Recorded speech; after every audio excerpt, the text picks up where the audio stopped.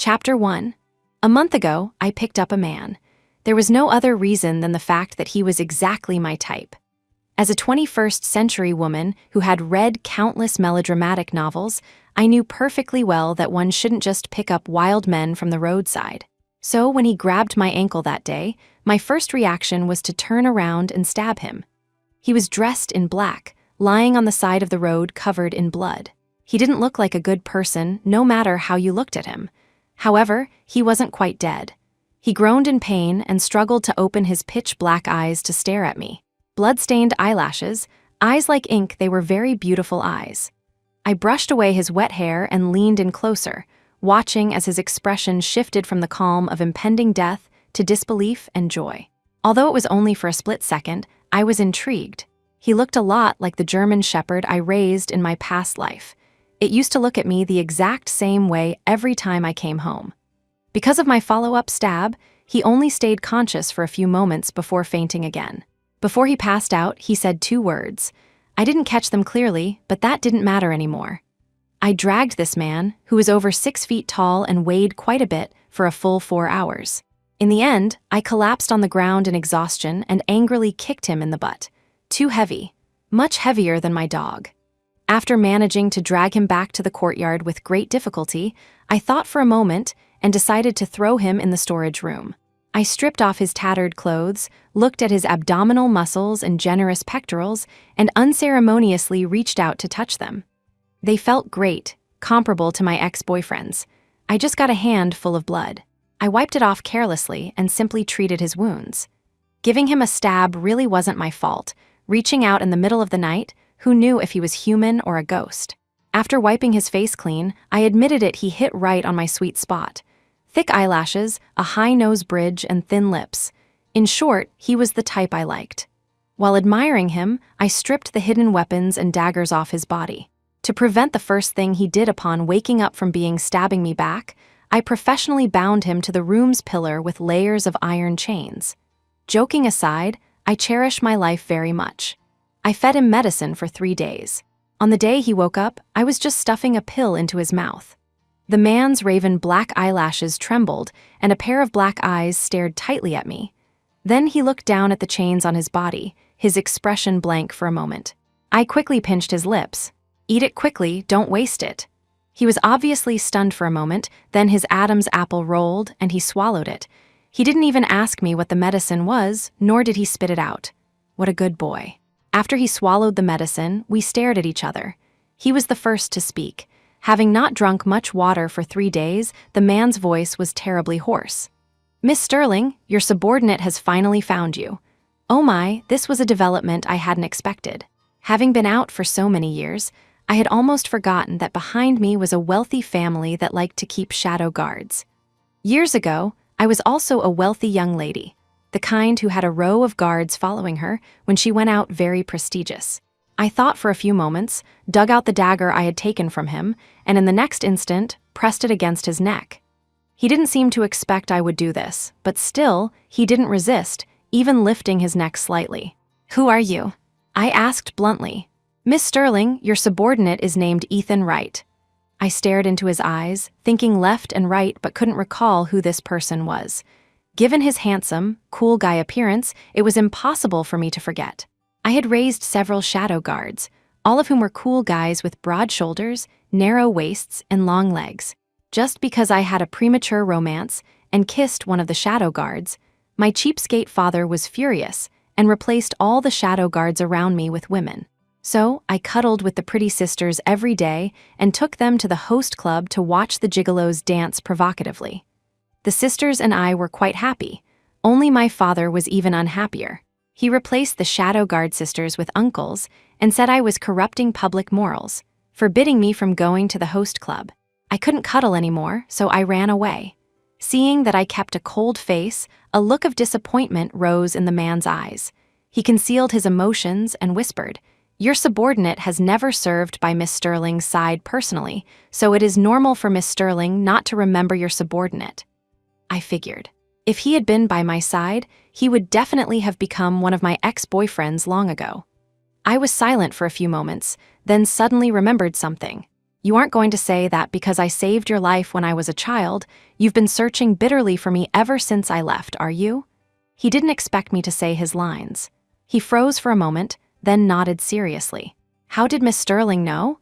There was hidden anticipation in his tone. I moved the dagger away and sneered. Because I have saved at least 20 shadow guards like you. He was stunned.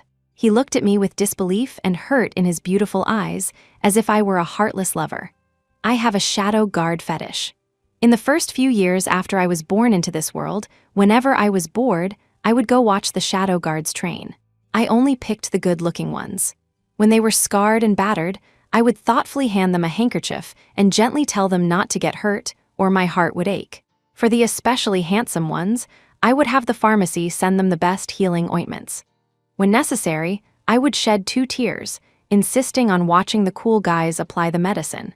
My concern was a light in their dark, unbearable days, illuminating the first half of their grim lives. This way, they would be more loyal to me in the future. I knew I was gaslighting them, but so what? A loyal shadow guard is a woman's best accessory. Ethan Wright must be one of the ones I saved, but I still wasn't at ease. He saw this, looked up, closed his eyes, and his tone returned to calm. If Miss Sterling is worried, then kill your subordinate. He wasn't using death to force me. He knew I would really do it. The hole I stabbed in him a few days ago was still oozing blood. Leaving a very light, bloody scratch on the man's neck, I withdrew the knife and fed him several kinds of controlling poisons. He didn't ask a single question and swallowed them obediently. He was very obedient. I was very pleased. When I fed my dog medicine, I couldn't even pry that stubborn creature's mouth open. I untied him. Looking at the red marks on his abs caused by my binding, I instinctively felt a bit of an urge. Your subordinate's body is ugly. I fear it will soil Miss Sterling's eyes. Seeing me staring at his body, he turned away in a low voice, a bit nervous. Oh, he was talking about the scars left from torture on his body. Actually, he didn't know that I had left similar things on my ex-boyfriend's body, even worse than what was on him. I stared at the groove of his spine and his narrow waist, becoming even more interested. I forgot to mention, his clothes were worn through when I dragged him, so for the past few days, he had been shirtless. Looking at the sky outside, I ignored him and went back to my room to eat and sleep on my own naturally. There was no share for him. When he appeared in front of me the next day, he was already wearing black clothes wholesale from who knows where, and he had an ugly mask on his face. Ignoring the ugly mask, the man in black, with his narrow waist and long legs and a sharp aura, was indeed handsome. Thank you, Miss Sterling. He knelt on one knee on the ground. I glanced at him and didn't respond. Thank you, Master. He corrected himself quickly, very perceptive. I tacitly allowed him to be my personal shadow guard and didn't plan to play any sticky, sentimental master-servant games with him. He was very diligent. There were no enemies in the mountains. What he had to do every day was go into the city to buy me roast chicken and chestnut cakes. Shadow guards have cheap lives. If you order them around, they are very happy. However, the 5th time I saw Ethan appearing in front of me wearing that mask, I finally couldn't hold back. Can you throw that ugly mask away? Wear this. Ethan took off the mask and took the silver object I threw at him, not understanding how to wear it for a moment. Master, this is a muzzle, I said concisely. Ethan glanced at me quickly, probably not understanding why something meant for a dog would be worn by a human, but he was very obedient. He did whatever I told him to do. The man was very good-looking. His nose bridge was high, his chin sharp and slender, the silver decoration fit perfectly on his face. Master! He looked at me, the silver tassels on the muzzle swaying. His handsome face looked a bit nervous. My heart skipped a beat. A perfect substitute. He could only be a substitute. Good, good, good. This is exactly what I love to see. At night, I called him out to accompany me while watching the rain beat against the banana leaves outside the window. How old are you this year? I asked suddenly. Ethan had already adapted to my erratic train of thought. He whispered, answering Miss Sterling, your subordinate is 24 this year. 24 is good, 3 years older than me. I don't do younger men. The noisy night rain came quickly and left quickly. I stood up to close the window, looking at the man behind me who was almost a head taller than me. Where is your tattoo? Show me. My old man had a perverted hobby, which was tattooing all the shadow guards raised at home. I didn't understand it before, but later I surpassed my father. The candle light in the room was dim, but I saw the tips of his ears turn red for a second. "It's below the waist. Does Master want to see?" After I nodded, he lifted his hand to untie his sash. His waist was bound with white bandages, faintly oozing blood. As he breathed, his 8-pack abs were pulled tight. They looked very touchable. Ethan turned his back. Below the belt line, there was indeed a blurry trace.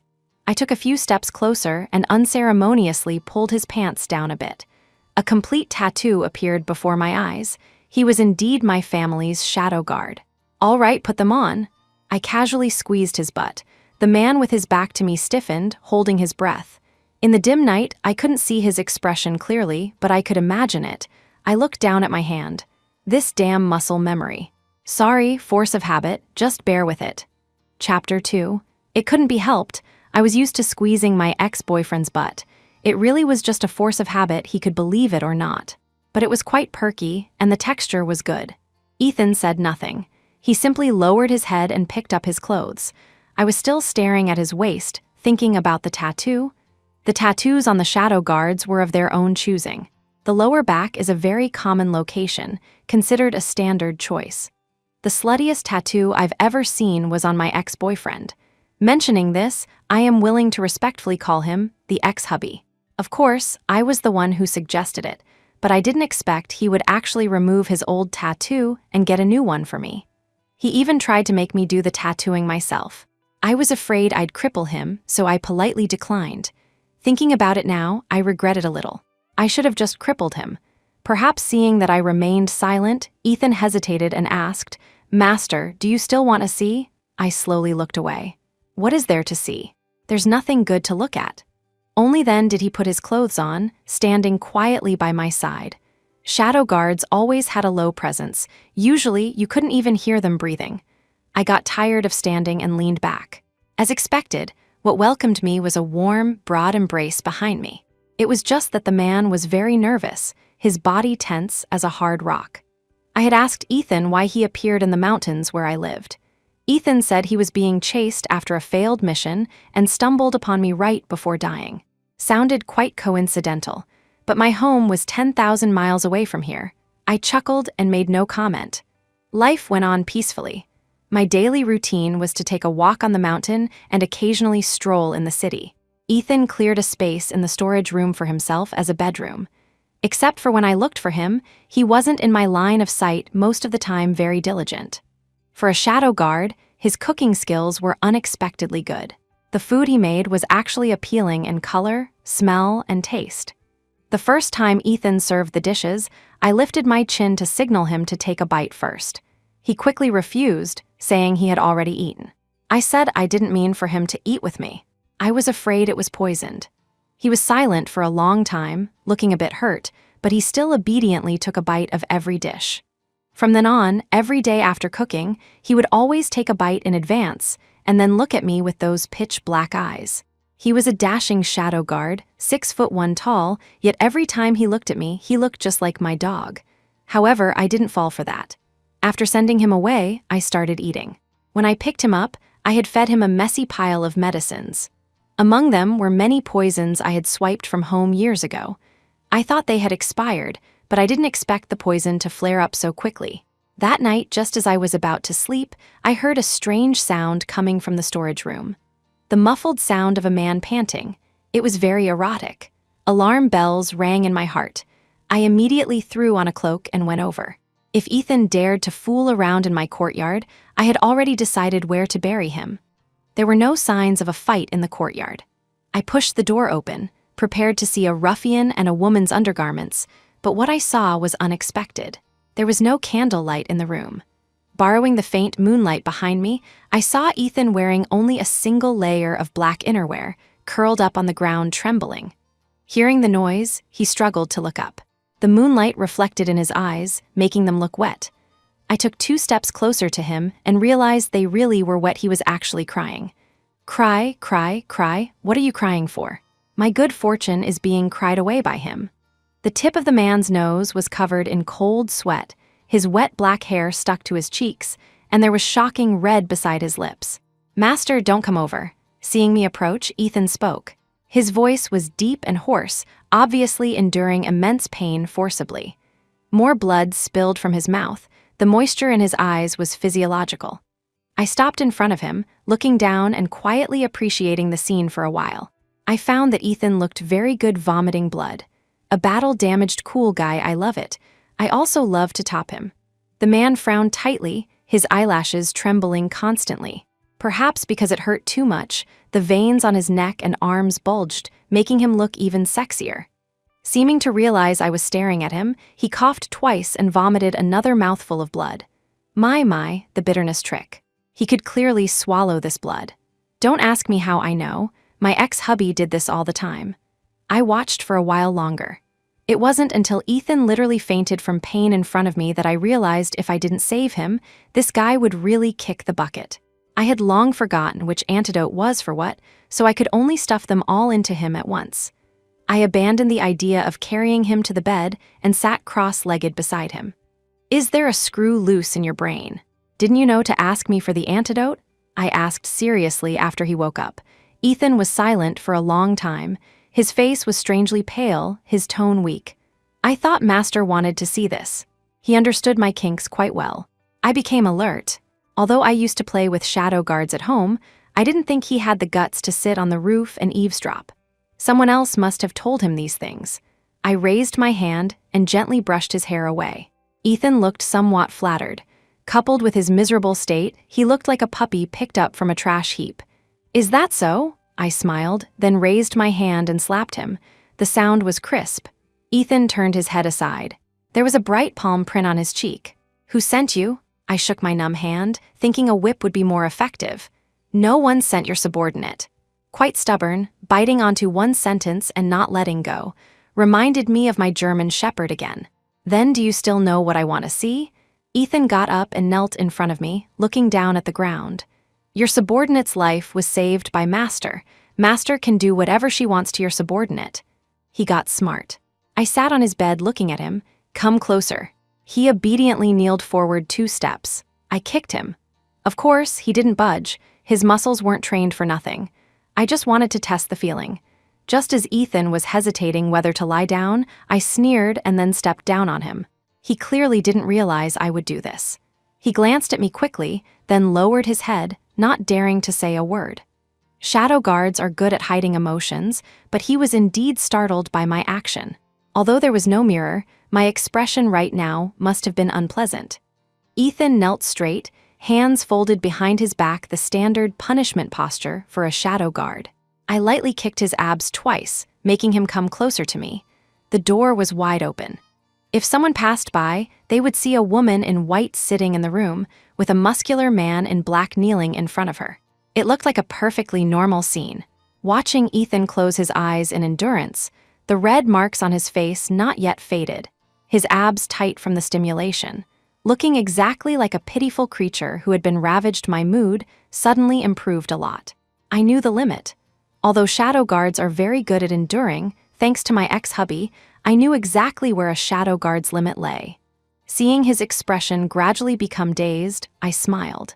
In the next instant, he arched his body uncontrollably from the pain. Heavy and suppressed breathing sounded in the night. Messy black hair covered the expression on Ethan's face. It took him a few moments to resume his kneeling posture. Your subordinate was wrong. His voice carried hoarseness and restraint. Not quite passing, I shook my head internally. Of course he felt terrible. I never intended for him to feel good. Seeing him not enjoying it made me enjoy it. Get out. I didn't intend to really torture him. Yes, the man stood up to leave. Watching his stumbling, retreating figure, I was just about to grab a soft pillow when my hand grabbed empty air. Only then did I remember this was the storage room he lived in. I was actually the one who should go. I told the wrong person to get out. I felt no guilt whatsoever. Instead, I studied the small bed he slept on. It was made of 2 tables I didn't want pushed together. A hard little bed to lie on, with nothing on it but a mattress. My dog's bed was more luxurious than this, but it wasn't as clean as his bed. The next morning, Ethan appeared in front of me as if nothing had happened, holding hot chestnut cakes in his hand. He ran into the city early in the morning. His physical fitness was quite good. I glanced below his waist and asked sincerely, Are you okay? Thank you for your concern, Master. Your subordinate is physically unharmed. I couldn't be bothered to ask anymore. I lifted the quilt, preparing to get dressed. He immediately turned his back. I narrowed my eyes and saw the roots of his ears turn weirdly red. I looked down at the camisole I was wearing. Good grief, I played myself. Physiologically speaking, for a virile shadow guard in his 20s who really had a crush on me since childhood, this reaction was normal. I stared at his waist. Have you been used before? I have always been lenient with myself and strict with others. I don't want damaged goods. He didn't mind me objectifying him with the word used. Instead, with his back to me, he said, Master, your subordinate is very clean. If Master wants, your subordinate can serve in bed. Shadow guards aren't allowed to have relationships with others, let alone linger in brothels. Thinking of the methods my ex-hubby used to discipline them, I believed that he was clean front and back.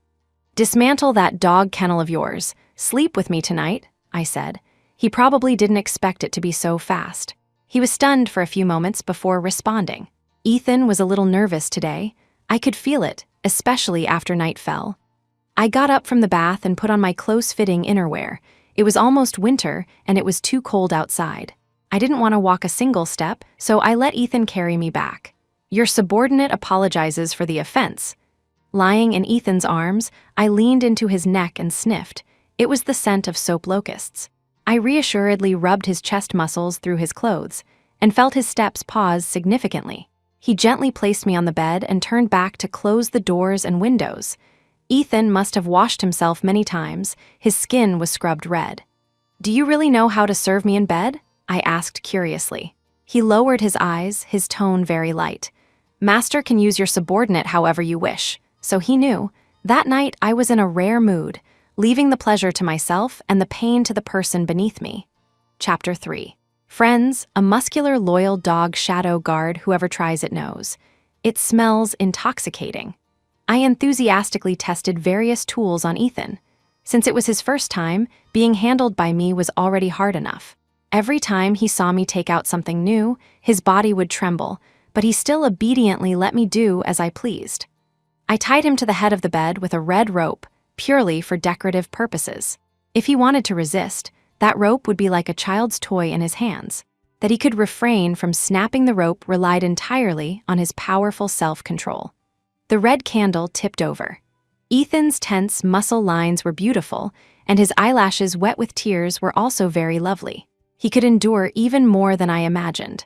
I forced him to open his eyes and look at me. The puppy's eyes were wet, but filled with loyalty to his master. I pityingly stroked the red marks on his waist, my fingertips stopping on that tattoo, rubbing it constantly. Did Mason Blackwood ever tell you that I hate people who don't make a sound? I spoke suddenly, watching his waist stiffen as he looked back at me helplessly. Mason Blackwood is the name of my ex-hubby. I said it on purpose. Your subordinate didn't do as well as Commander Blackwood, is that it? He spoke tremblingly, and because his hands were bound with red rope, he could only half turn to look at me. Ethan looked truly hurt. I brushed my fingertips over his wet eyelashes. What do you think yourself? I threw the question back. He lowered his head to apologize, and seeing my hand move away, he chased after it, kissing it carefully. I only just realized that the timing and location of Ethan's appearance were too coincidental. My family wished I would die out here. How could they possibly send a shadow guard to my door for me to play with? I looked at Ethan's sweaty back and thought about it. The only person who could remember my kinks at a time like this was Mason Blackwood. My messy history with him would be enough to write another book. In short, between his life and me, he chose his life. He didn't understand me. I was very sad. Although he lost his life, metaphorically risked it, I lost my love. When I ran away from home, he didn't even come out to see me off. That scumbag, I digressed. I withdrew my thoughts and looked at the constantly trembling man.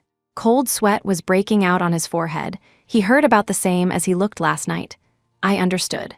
Ethan Wright, a premium selection strictly chosen by the ex-hubby. No wonder he suits my taste so well. We tossed and turned for over 4 hours, straight until dawn. In the end, Ethan really couldn't hold it back anymore. He even snapped the red rope, secretly clutching it in his hand. I pretended not to see.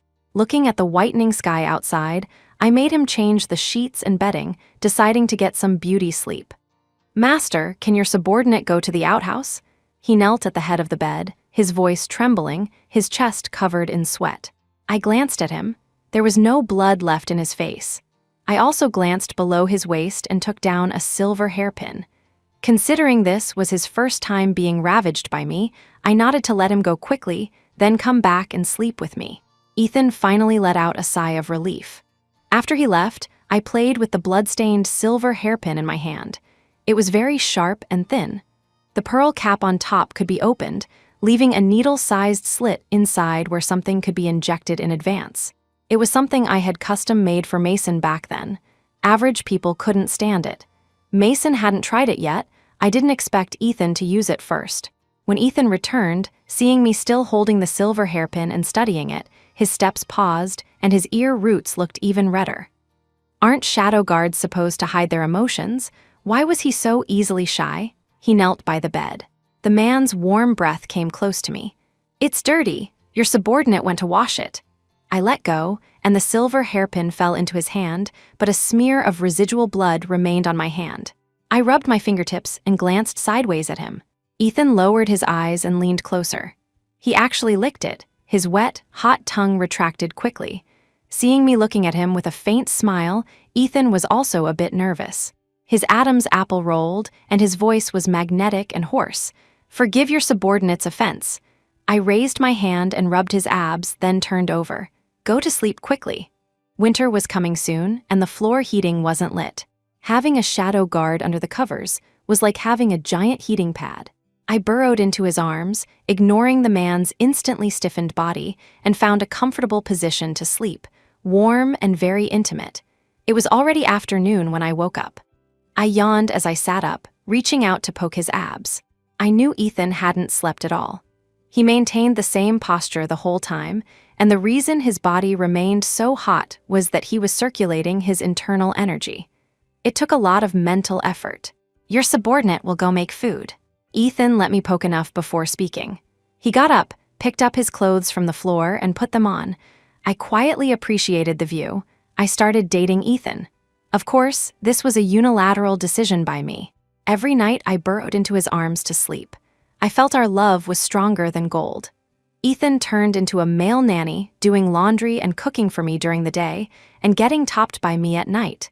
Conscientious and diligent. A model worker. But what I said that day really hurt him. I compared him to Mason in bed. No man could stand that provocation, even if Ethan was the one on the receiving end. "What Commander Blackwood can do for Master, your subordinate can also do," Ethan said, the corners of his eyes red, his body covered in whip marks. I admit, this look of his really moved me. If I were still at home, I would definitely help him take out Mason and support Ethan to become the Shadow Guard commander. Experiencing the joy of a tyrannical ruler. "What he can't do for me, you can also do." I touched him all over. Ethan frowned, seeming a bit puzzled. "What does Master refer to?" He overstepped, but I was in a good mood, so I told him anyway. "Die for me?" Ethan fell silent. His cries became perfunctory, his brows and eyes holding emotions I couldn't read. He was definitely hiding something from me. My mind moved. "Is Mason finally dead?" Ethan looked up at me and answered in a low voice, "Commander Blackwood is living very well." Oh, never mind then. That day, I took Ethan to the streets. Light snow began to float in the sky, and the streets were quickly covered with a layer of silver frost. He took out a prepared oil paper umbrella and opened it for me, standing one step behind me, accompanying me as I wandered aimlessly in the street. I sniffed, feeling a bit cold, so I took the hand of this warmer named Ethan and asked him to warm it for me. However, ancient people are conservative, especially with an identity like a shadow guard. Although he didn't pull away, he didn't dare to hold my hand back. "Master, we are outside," he reminded me vaguely. "What, you think being with me lowers your status?" I glanced at him. "Your subordinate dares not." He immediately lowered his head and stopped talking. Although his expression was cold and solemn, there was a trace of joy hidden in his eyes. Tusk, lovesick brain. The advantage of having a shadow guard boyfriend is that he won't resist whatever you do. He puts you first in everything. I enjoyed it very much. We walked into a tea house. Ethan put away the umbrella and brushed the snowflakes off my fur coat. The older lady in the tea house welcomed us in cheerfully. I ordered some flower tea and pastries, then felt a bit hungry, so I asked Ethan to go buy me steamed buns. Ethan got up and left. The lady beside me said cheerfully, "The affection between the little lady and her husband is truly wonderful." Ethan's step stumbled. He turned back quickly, while I met his anxious gaze and spoke. "It's all right, I guess," I evaluated. We were still in the honeymoon phase. It might not be the same in 2 years. There were many people at the bun shop, so I waited a while before Ethan came back. The man was dressed in black, his black hair tied behind his head. The aura around him was cold and stern, a look that said, "Strangers keep away." He walked up to me and carefully put down the buns from his bosom. After the snow stopped, with the mentality of, since we're already here, I took Ethan to the host club. The gigolos on stage had various styles, twisting their waists like snakes, seductive and alluring. There were slutty ones, pure ones, older ones, and younger ones. One was currently holding my arm, asking me coyly why I arrived so late. He was a year older than me and looked incredibly seductive. 2 years ago, acting coquettish like this was cute. Now it just gave me chills. Politely declined. Seeing me frown, Ethan immediately raised his hand to stop the gigolo who wanted to follow me into the room. "Who are you?" The gigolo, who was acting coquettish a second ago, stopped and frowned at the black-clad man in front of him. "Scram," Ethan spat out one word. Oh, he knows how to be fierce. I sat in the room watching the drama with interest. Only when Ethan faced others could I see a few traces of a shadow guard in him. His gaze was cold, his expression solemn, revealing a bit of murderous intent. "Hey, no killing allowed." I called Ethan into the room and asked him to watch the gigolos twist their waists with me. He looked a bit unhappy but didn't dare show it. "How about this one?" I pointed to the one twisting the most happily. He was wearing crimson sheer gauze, with only a few beaded chains on his upper body, bells on his ankles, and a beaded veil on his face. His appearance was bewitching and charming. Seeing me point at him, he twisted even more happily. "As long as Master likes him." Ethan turned his head away, his tone a bit muffled, emotions indiscernible. The gigolos here were all pale, young, and thin. None had arms as big as his, nor were they as tall as him. I didn't know I had given Ethan some body image issues. I just said excitedly, "That's the one." Ethan pressed his lips tightly together. He went out to pay and brought the man on stage over to me. As soon as the gigolo came in, he threw himself onto me coyly. Ethan closed the door for us and guarded the door dutifully, looking somewhat lonely. Actually, the gigolo twisted really well, but he was too open. If I hadn't stopped him, he would have run onto me to twist. Unfortunately, I don't like this pale, young, thin type. I like messing with muscle men like shadow guards. I stripped the gigolo's clothes off, wondering if Ethan would rip them if he put them on. The gigolo was happy to serve someone like me who spent money without demanding serious work. He said the clothes were elastic. That deadpan face big brother outside wouldn't rip them. Hearing someone call Ethan deadpan face big brother, I couldn't help but laugh. Although this room was soundproof, a shadow guard's hearing was better. Ethan's back looked even more pitiful. I brought Ethan to the host club for serious business. When time was up, I pushed the door open and dragged Ethan straight to my destination. The shops inside the club had just opened. The dazzling array of accessories on the wall was dizzying and made one flush with excitement. I pulled Ethan into the crowd and matched a set according to the outfit on the gigolo just now. I also bought a pile of unmentionable things, like moving bells and such. Finally, looking at those small, exquisite accessories similar to earrings, I couldn't help but hold them up and compare them against Ethan's chest. Good, good, good.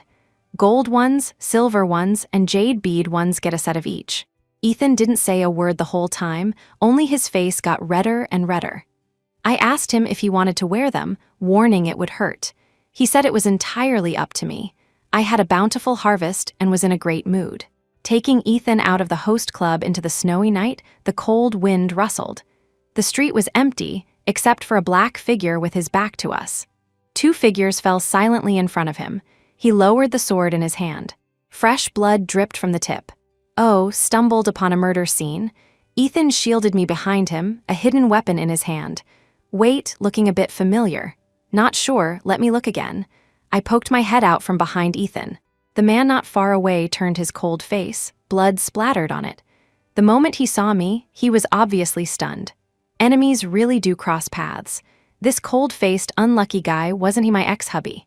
3 years no see, and he was still ridiculously handsome. Chapter 4. Running into your ex-hubby while shopping with your current boyfriend is surreal enough. Mason stood still holding his sword, his hair and coat flapping in the wind. The snow blew against his face, blurring his handsome features. Our breakup hadn't been pretty. Seeing my ex-hubby looking so presentable now felt worse than if he'd killed me. I stood there, gazing at Mason from afar, trying to decide what BGM should play in my head to match the mood, when Mason's lips moved. What did he say? Did he just curse at me? Alertness rose in my heart. In the next instant, Ethan blocked me. "Master," it was still that pleasant, magnetic voice. I glanced at Ethan and saw a rare panic on his face. "Don't be afraid."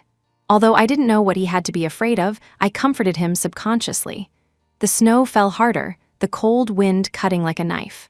Ethan opened the umbrella for me, blocking the severe cold, while Mason sheathed his sword and walked toward me. "Miss Sterling." After so many years, Mason's voice sounded a bit hoarse. Did he catch a cold? My gaze fell on his face. Frost settled on his cold brows. Not having seen him for a few years, he had a scar on his forehead. It was very shallow, but it affected his aesthetics a bit. I frowned. He could have scars anywhere, but not on this face. Back then, I started a romance with him purely for this face. I used to think shadow guards were all rough men. When I saw Mason, I was stunned by his heavenly looks and insisted on keeping him by my side. Mason also realized I was looking at his forehead. His gaze was dark as he looked at me, holding emotions I couldn't understand, as if I owed him millions. "Does Miss Sterling not remember how this scar came to be?" He was still looking at me, his tone slightly bitter. Oh, I blinked. Now that he mentioned it, I remembered. I smashed that scar onto him. Back then, I wanted to leave. Mason not only didn't help me, but advised me to leave 2 years later, saying he would handle everything. Actually, he overthought it. I didn't want to elope with him, I just wanted to leave by myself. That was the only time he resisted me, locking me in the room for half a day. Only I ever locked him up. How dare he try to imprison me? Could I tolerate that? If I indulged him any further, would he try to play forced love with me? So when he came in, I smashed everything on the table at him. He knelt there and let me smash things. Finally, an inkstone hit him hard, and his head immediately started bleeding. Then I left. He learned to play the victim now. Scumbag. My gaze toward Mason became more complex. He realized it and just forced a bitter smile. "Is Miss Sterling doing well now?" I didn't speak. Whether I was doing well or not was none of his business. Mason just took a step forward when Ethan raised his arm to block him, gripping that dagger in his hand. "Master is very well. No need for Commander to worry." His voice was cold. It was the first time I heard him use such a tone. Oh, what kind of love triangle is this? I leaned into Ethan's embrace to watch the drama, conveniently stuffing my hands into his lapels to warm them. Mason watched my practiced movements and clenched his fist in silence. 2 men in black confronted each other. Mason didn't expect to be blocked by his own subordinate. He glanced at Ethan, a trace of ruthlessness flashing in his eyes. I knew Mason too well. Almost every shadow guard he looked at like that on the training ground had been flayed alive by him. To reach the position of shadow guard commander, he wasn't a good person to begin with. I just trained him into my dog. "Scram!" Mason's tone was bland. This sentence was directed at Ethan.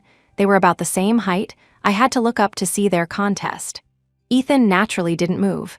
Mason's index finger holding the sword twitched.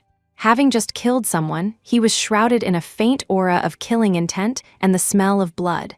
It was quite annoying. I pushed the umbrella away and spoke from beside Ethan. "That's enough, I'm still here. Are you pretending not to see me?"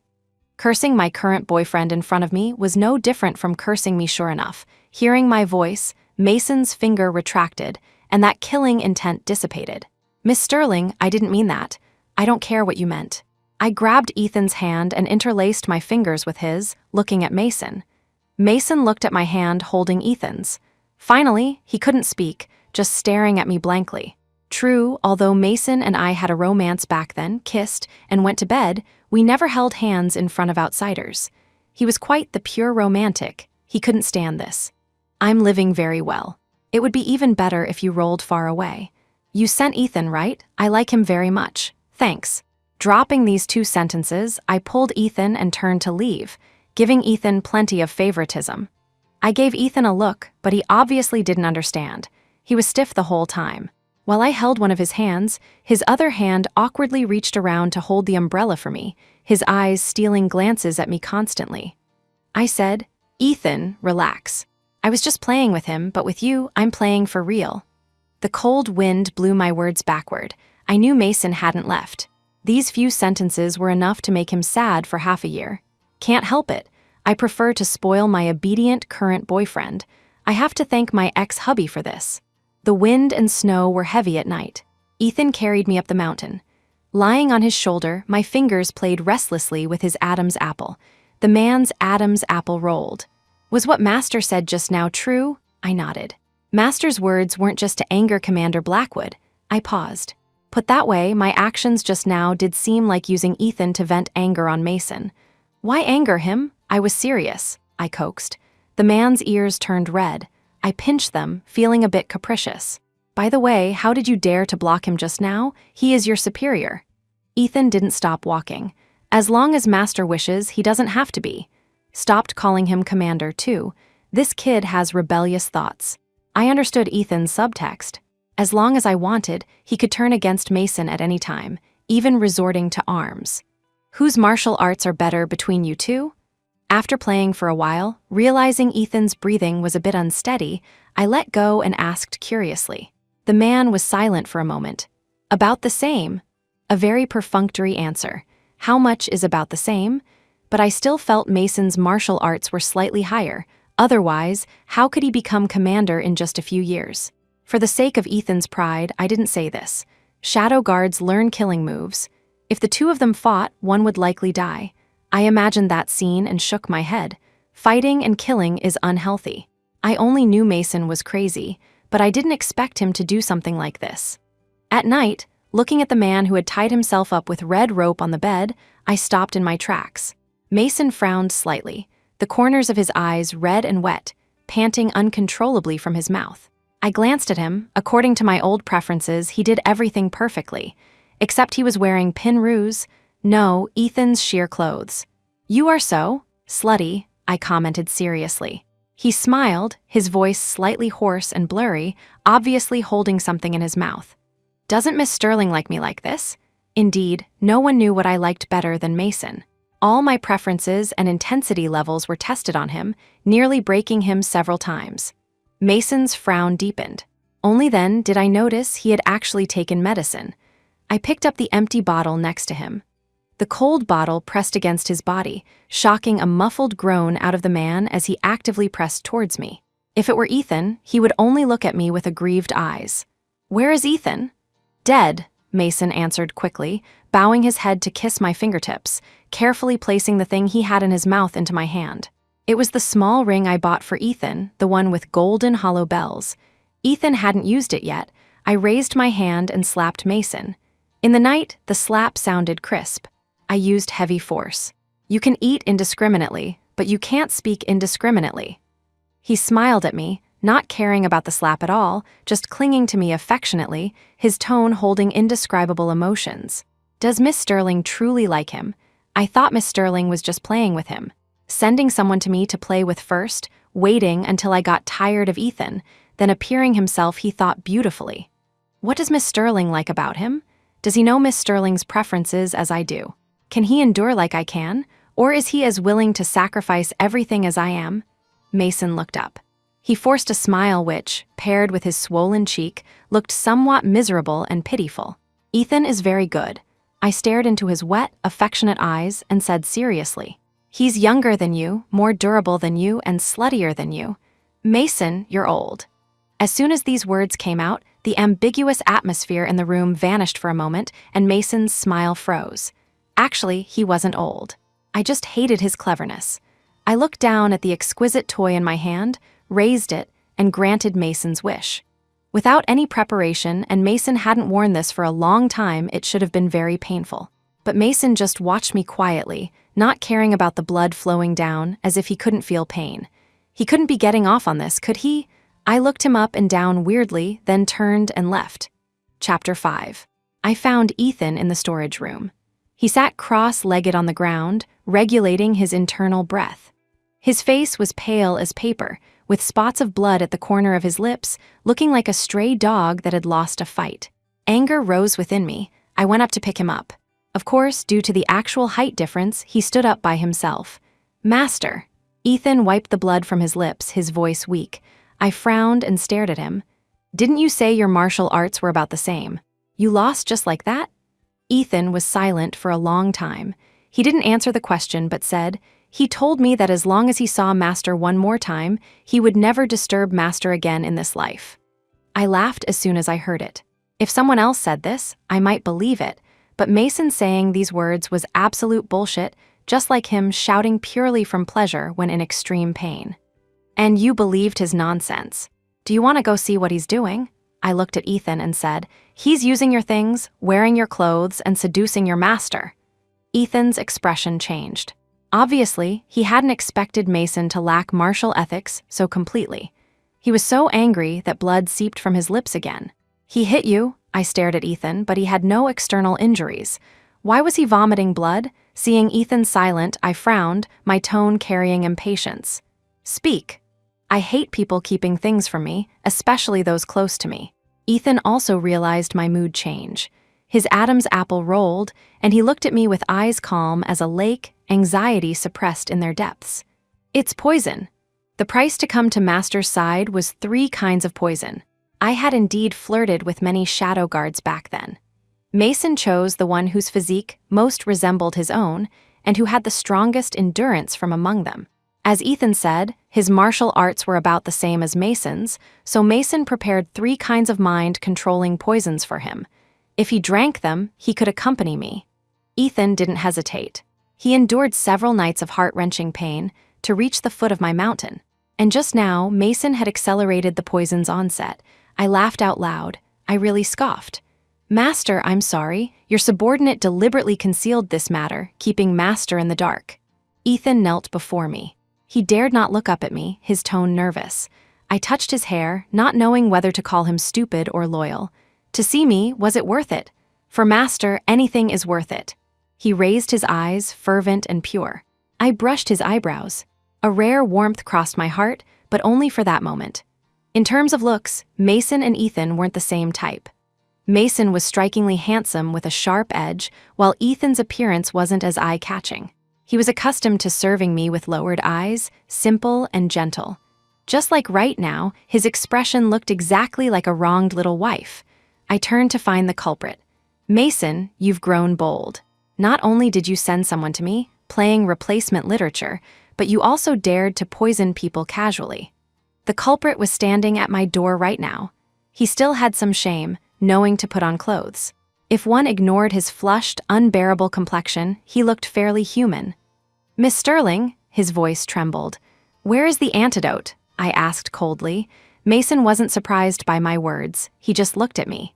The silvery moonlight reflected on him, faintly revealing a flowing fragility. Is he really that important to Miss Sterling? I didn't want to waste words with him. It was already annoying enough that he kept me from sleeping in the middle of the night. Spare me the deep, tragic romance act. I pulled out the sword at his waist and raised it against his throat. "Give it to me quickly. I'm waiting to catch up on sleep." He looked at me, then suddenly chuckled softly. As his Adam's apple bobbed, the sharp sword tip instantly cut his throat, and a stream of thin blood gushed out immediately. I quickly moved the sword tip away. I wasn't crazy enough to want to kill him. Wait, did he disinfect the sword? I remembered there was someone else's blood on it. Would there be cross-infection? I shifted positions and pressed the sword against his shoulder.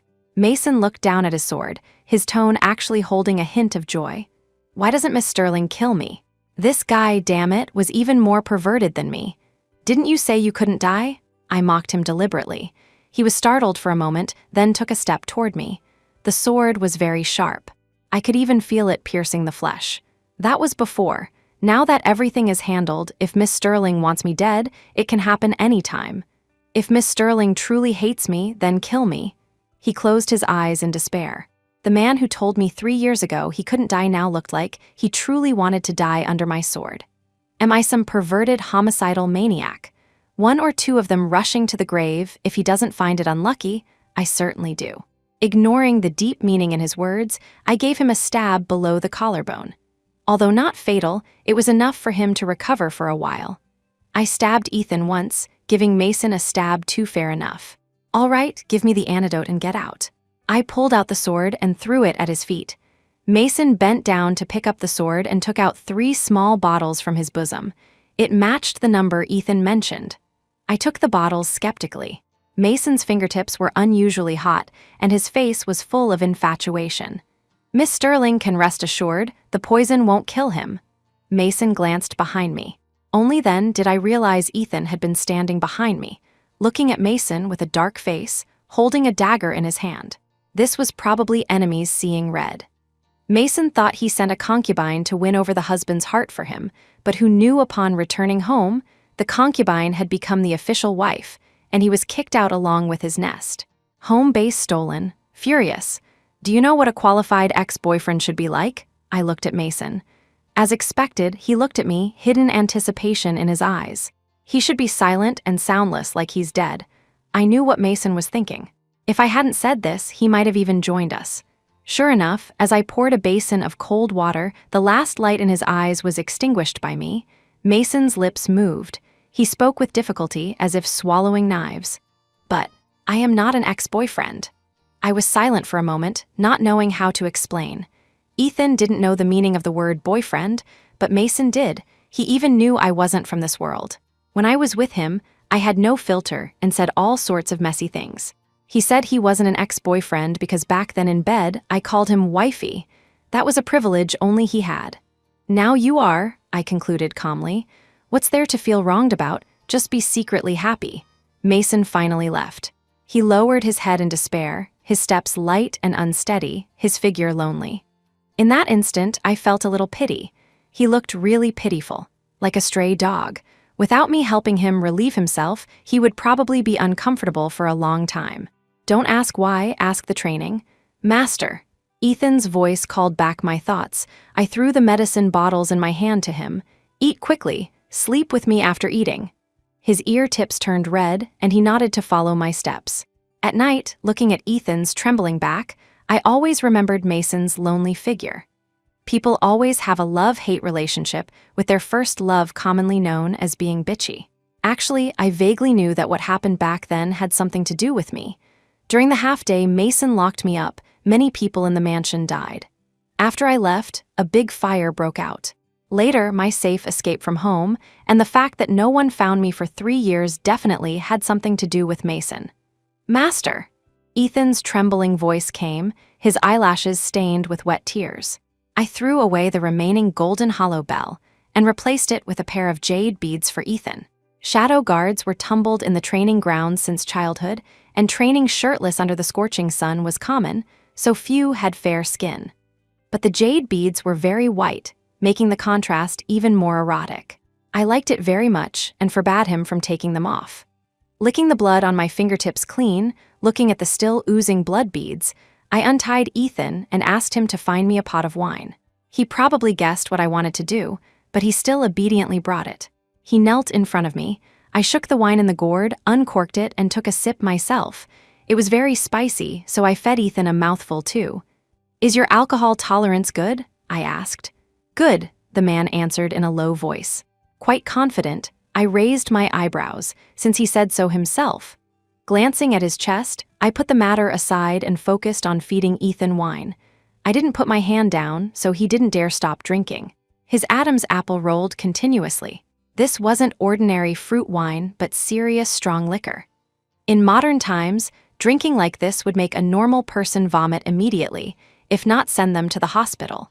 I was pouring wine into Ethan, waiting to see when he would call stop, if his face would flush when he did, if he would disobey me in drunkenness, or show some other state. But I underestimated Ethan. His claim of good alcohol tolerance wasn't a boast. Half a pot of wine down, and he was still drinking. An idea struck me, and I suddenly raised my hand. Clear wine poured over his face in a large area. Caught off guard by the splash of wine, Ethan finally choked. After I moved my hand away, he couldn't help coughing. The strong smell of alcohol filled the room. His chest heaved violently, wet hair stuck messily to his cheeks. The man's eyelashes trembled slightly, muscles tense.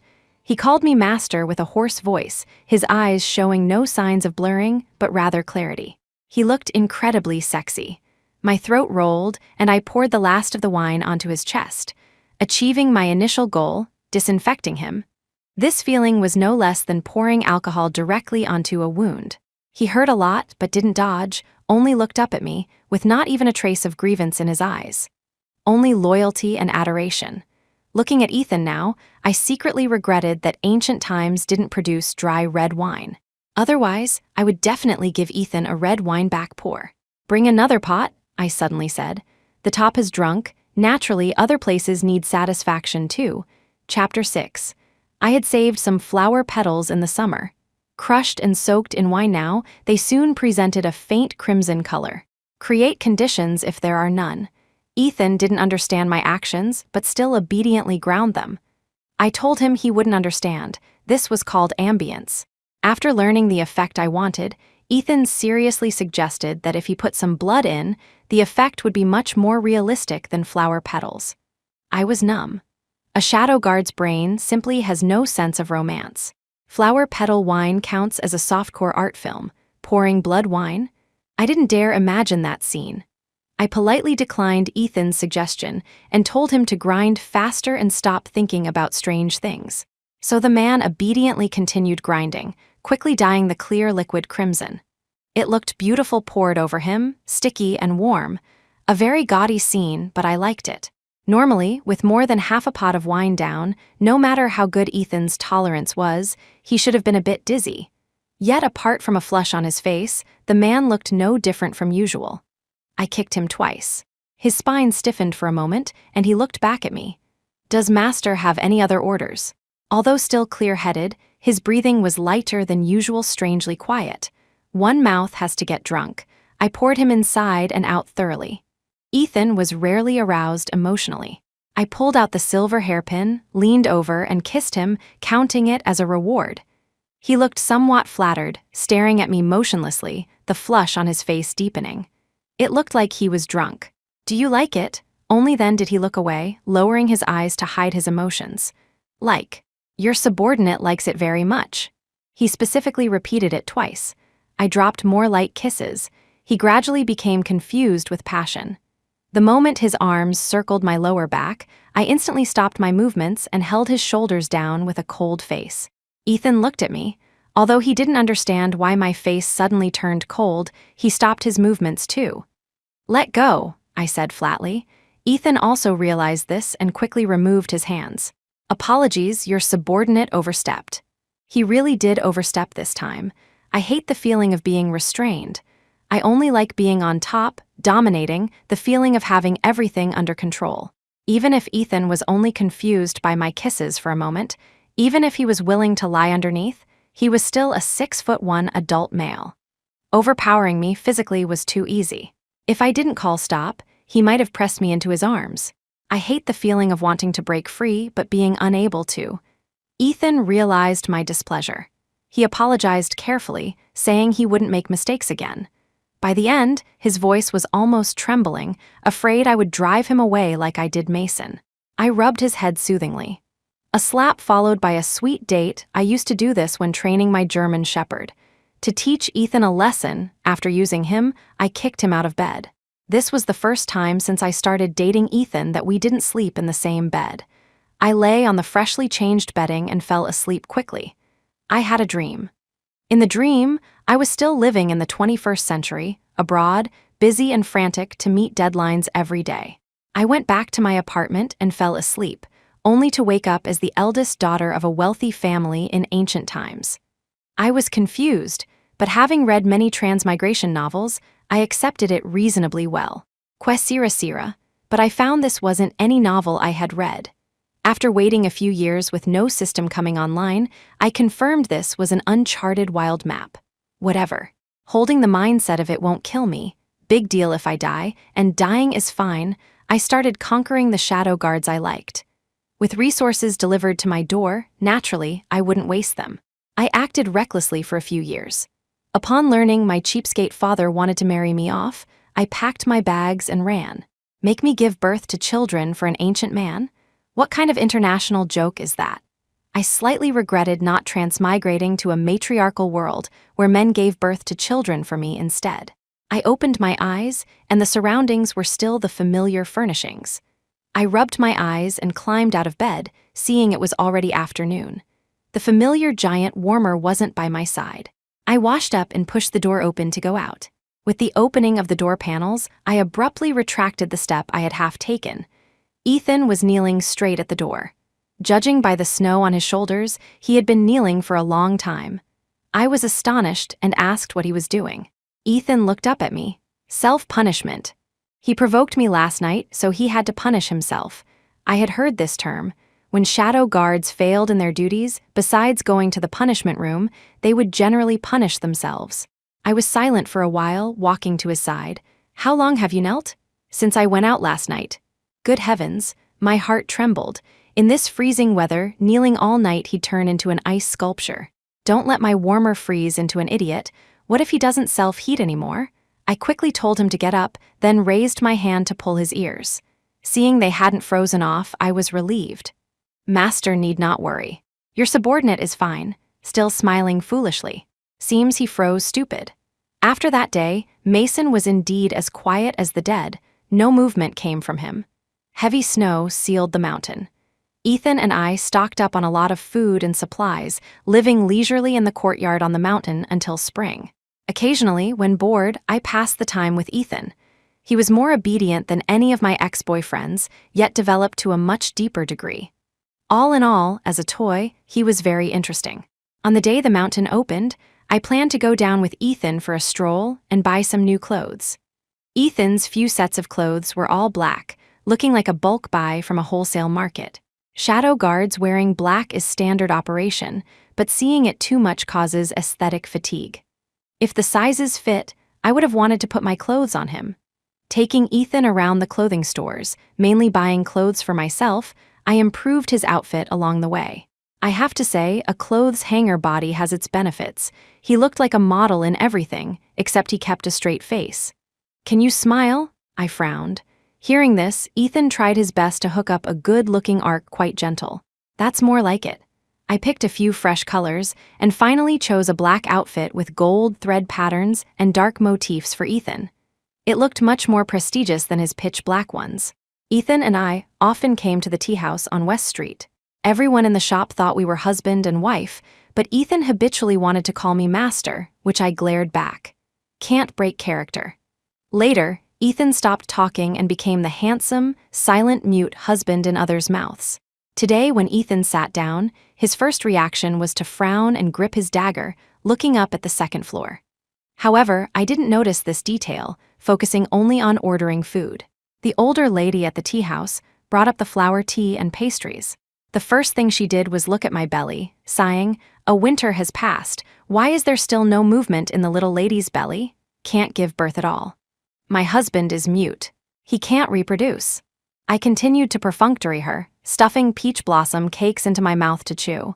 The lady couldn't connect the relationship between the two, so she turned and left. Ethan poured tea for me. In reality, his heart was blooming with joy. Every time I said he was my husband in front of outsiders, he couldn't hide the delight in his eyes, especially today. I kicked his calf. Uncomfortable? Ethan shook his head, his unseen ear roots slightly red. Ethan and I played hard. He never refused my unreasonable demands, encompassing everything like a male nanny. Just as I was wondering what to buy at the host club later, I suddenly felt a resentful gaze fall on me. Holding the teacup, I looked up and happened to meet eyes with Mason sitting by the window on the second floor. He gave me a deep look, then looked away. The teacup in his hand was about to be crushed. He looked angry and sad. I turned to ask Ethan, when did he arrive? Ethan remembered his mute persona, dipped his finger in tea, and wrote on the table, "Always been there." Oh my, I looked up at Mason again. He had already gotten up and left without saying a word to me. Quite arrogant. I appraised him silently, having long forgotten that I was the one who forbade him from appearing in front of me. On the way back, Thinking of the tea house owner's words just now, I looked at Ethan's lower abdomen and said seriously, "It would be great if you could give birth." 8 babies in one birth. The handsome shadow guard runs away with the ball pregnant. Honestly, if it were Ethan giving birth for me, I might not hate children so much. Ethan's figure paused. He actually spoke seriously. "Your subordinate will think of a way." I didn't take it seriously. Back home, I stuffed him with some unmentionable things, simply satisfying my kink of watching him give birth. It's just a pity it was ancient times. Many tools had to be operated manually, and the simulation wasn't realistic. If I took Ethan back to modern times to do this, I dare not imagine how great my mental state would be. I thought this matter was over. Who knew that when Ethan said he'd think of a way, he really meant it? He had been running into the city constantly these days. When asked what he was doing, he actually said he was looking for a doctor who could make men pregnant. Silence was the Cambridge tonight. I choked speechlessly for a long time, telling him to wash up and sleep early. But Ethan was still working hard in secret. That day he brought back my favorite chestnut cakes, looking somewhat happy. He rarely showed such emotion, so I asked what happened. "Master, can we go to the southern borders?" Ethan sat beside me, his warm male breath approaching, familiar and reassuring. I ate the chestnut cake and signaled him to continue. "Your subordinate heard there is a kind of pregnancy hex in the southern borders.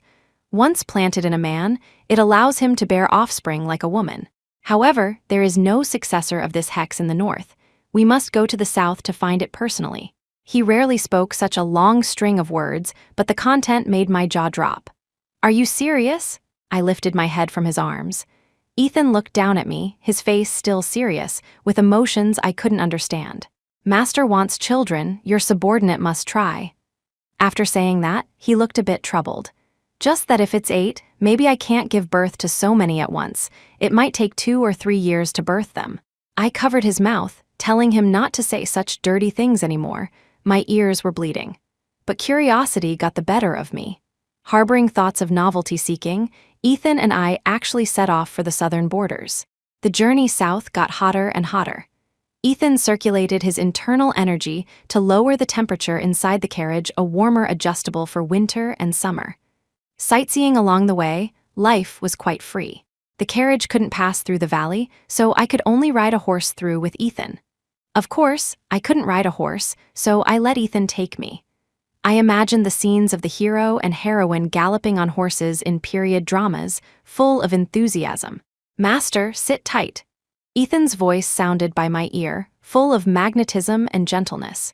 He held the reins, wind whistling past my ears.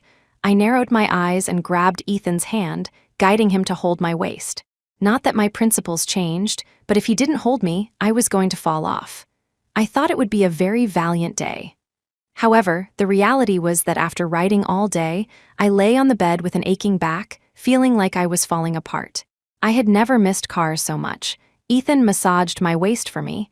His technique was good, and I fell asleep quickly. The rest of the road was easy. It was like traveling. Until one day, I suddenly received a large package. Inside was a complete set of jewelry made of pure gold and jadeite. Just looking at the craftsmanship, I knew it wasn't from a small workshop. There was a note pressed underneath. "Happy birthday." I turned it over and found a line of small print on the back, "Wishing Miss Sterling peace and smooth sailing." Today was my birthday, not this body's, but my original self's birthday.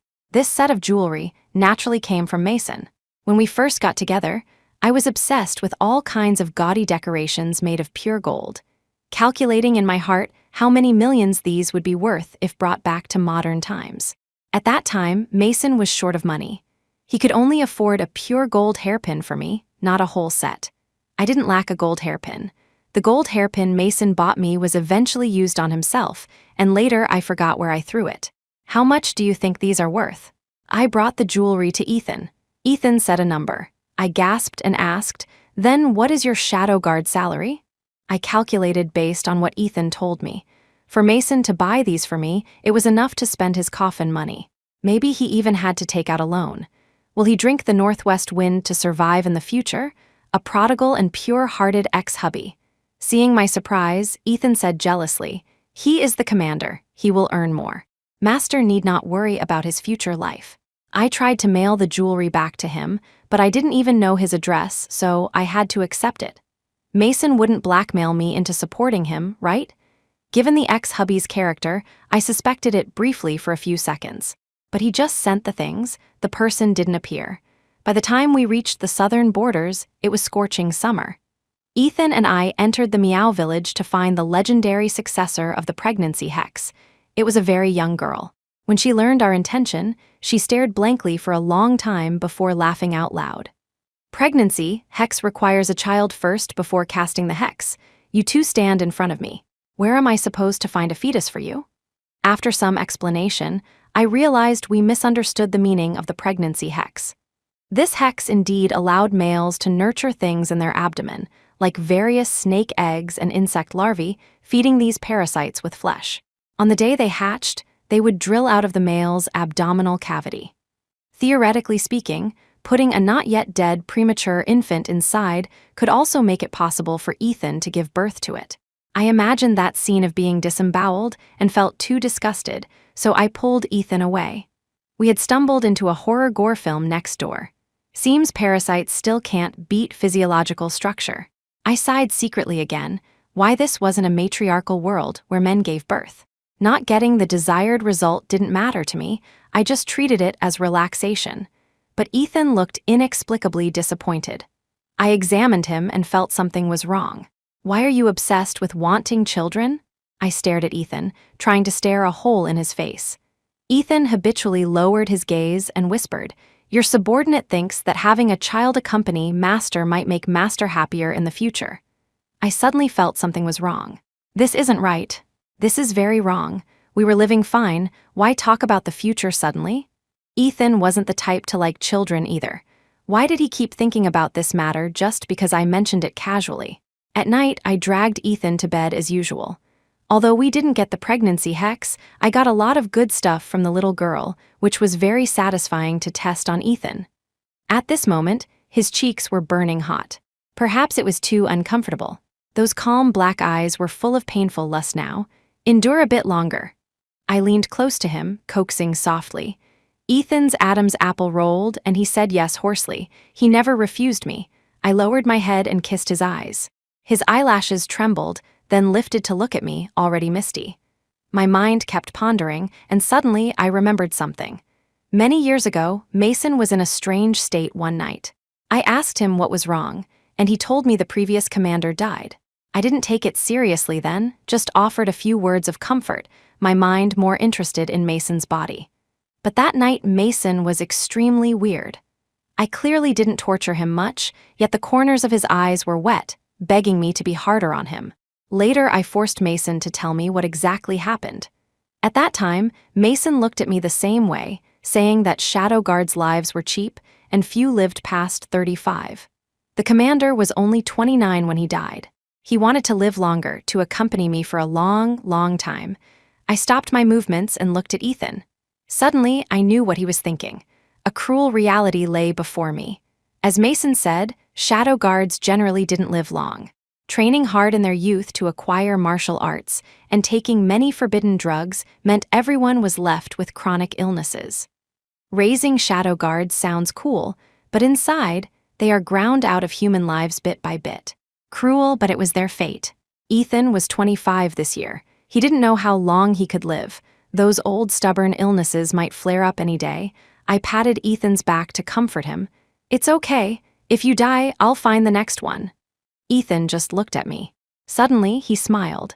"As long as Master is happy, your subordinate dies without regrets." He was very serious when saying this, his voice deliberately suppressing tremors. Damn it. I blinked my eyes, feeling I might have really fallen for Ethan. Spring went and autumn came. It was winter again. For so many years, Ethan had stayed by my side. It was rare. I didn't develop any aversion to him. Ethan seemed rigid but was actually meticulous. He knew all my habits and made taking care of me his habit. Occasionally, when I was angry, he would use methods I liked to coax me. He handled the boundaries well, and my feelings for him grew stronger day by day. My head is so itchy, I'm growing a lovesick brain. This isn't good. I was very angry, so I kicked Ethan. He didn't understand why, but still obediently knelt by the bed. Only on my birthday every year, I would drag Ethan to sit in the tea house for a while. Seeing Mason's figure appearing in the second-floor tea house allowed me to relax. I was just afraid Mason would die alone out there. After all, he was the first man I played with in this world. He had no family or friends. If he really died, I could at least erect a cenotaph for him. Mason looked quite good. Every year he was as glamorous as ever, handsome as in his youth. On the contrary, Ethan's condition worsened daily. Taking tonics didn't help. Seeing his pale face and blood spilling from his lips during meditation, I knew that day was coming soon. Ethan began searching for the next shadow guard for me. Looking at the men who were exactly like him back then, I only felt annoyed. Helpless but compelled to obey me, he sent that group of shadow guards away. Even for an object, feelings develop after years of use. It takes a long time to break in a new one. Ethan got a bit thinner recently, but as always, he watched the snow with me in winter, picked fruits in the mountains for me in summer, and let me fool around on him at night. Ethan accompanied me for 8 years. He was only 32 the year he died, a very young age. Those few days, I sat under the eaves watching the rain. Ethan stood quietly by my side. The sky was dim, raindrops pattering on the ground. I saw a black-clad man's figure appear in the distant rain curtain. It was Mason. I was surprised for a moment, finding Ethan wasn't surprised by Mason's arrival. He guessed I didn't like newcomers, so he took the liberty to find an old person for me. Ethan held my hand, his voice slightly hoarse. It was I who speculated on Master's mind. Would Master forgive me this once?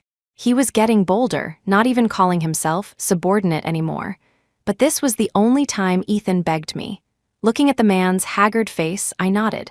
The atmosphere was oppressive. Apart from calling me Miss Sterling at the beginning, Mason didn't speak again, looking like a different person from that night on the mountain 8 years ago. I knew why he was silent. Under this atmosphere, indeed no one could be happy. I didn't allow Ethan to die outside, but he didn't want me to see him die either. Years of poison suppressed by medicine erupted all at once. It was the first time I saw Ethan in such pain. The last thing Ethan said to me was sorry. Actually, he had nothing to be sorry for. Mason held me tightly in his arms, preventing me from going into the room to see Ethan struggling bitterly. This was the last thing Ethan begged him for. He didn't want his ugly state before death to be seen by me, afraid of scaring me. He underestimated me. I wasn't that timid. However, the strength difference between Mason and me was too great. I bit several bloody tooth marks into his arm in anger, but he wouldn't let go. Later, I gave up struggling, standing at the door with Mason. He still looked a bit uneasy. How long until he dies? Listening to the sounds of endurance inside, my tone was strangely calm. Mason hesitated for a few moments. Perhaps another stick of incense. A stick of incense? Too long. I took out the dagger Ethan used for years and said to Mason, "Don't stop me. I'm going to send him off." Mason looked at the dagger in my hand and finally opened the door for me. I didn't want Ethan to be tortured to death by pain, so I raised my hand and ended his life. He made a very soft whimpering sound, but the corners of his lips were smiling. Dying by my hand, I wondered if he would feel a bit more at peace. Ethan looked very wretched. I trembled as I brushed his hair away and whispered to him, "Don't be a shadow guard in the next life. Come to my world and find me." They say hearing is the last sense to disappear after death. I don't know if Ethan heard this sentence because I never dreamed of him even once. Mason helped me handle Ethan's funeral affairs. I sent his bones away with a big fire. Mason stayed quietly by my side the whole time. Although it was bad timing, I still wanted to ask why Mason hadn't died yet. He was already 36 this year. Mason said he didn't know either. Maybe it would be soon. If one ignored his tightly clenched, trembling fists, I would truly believe he had disregarded life and death. Only that day did I learn that the 3 poisons Mason fed Ethan back then had no antidote at all. Both of them knew clearly. I was the only one kept in the dark the whole time. Ethan could have lived longer if he hadn't taken those messy drugs in his youth. "I hate you a little," I said to Mason. Ignoring his stunned expression, I turned and left. Actually, not only Mason fed Ethan drugs.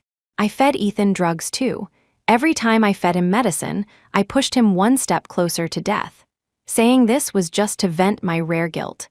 Venting emotions onto others makes oneself much more relaxed. I didn't know that Mason had actually taken those 3 drugs too. I never tried to understand a shadow guard's past. For a time, I treated this world like a VR game.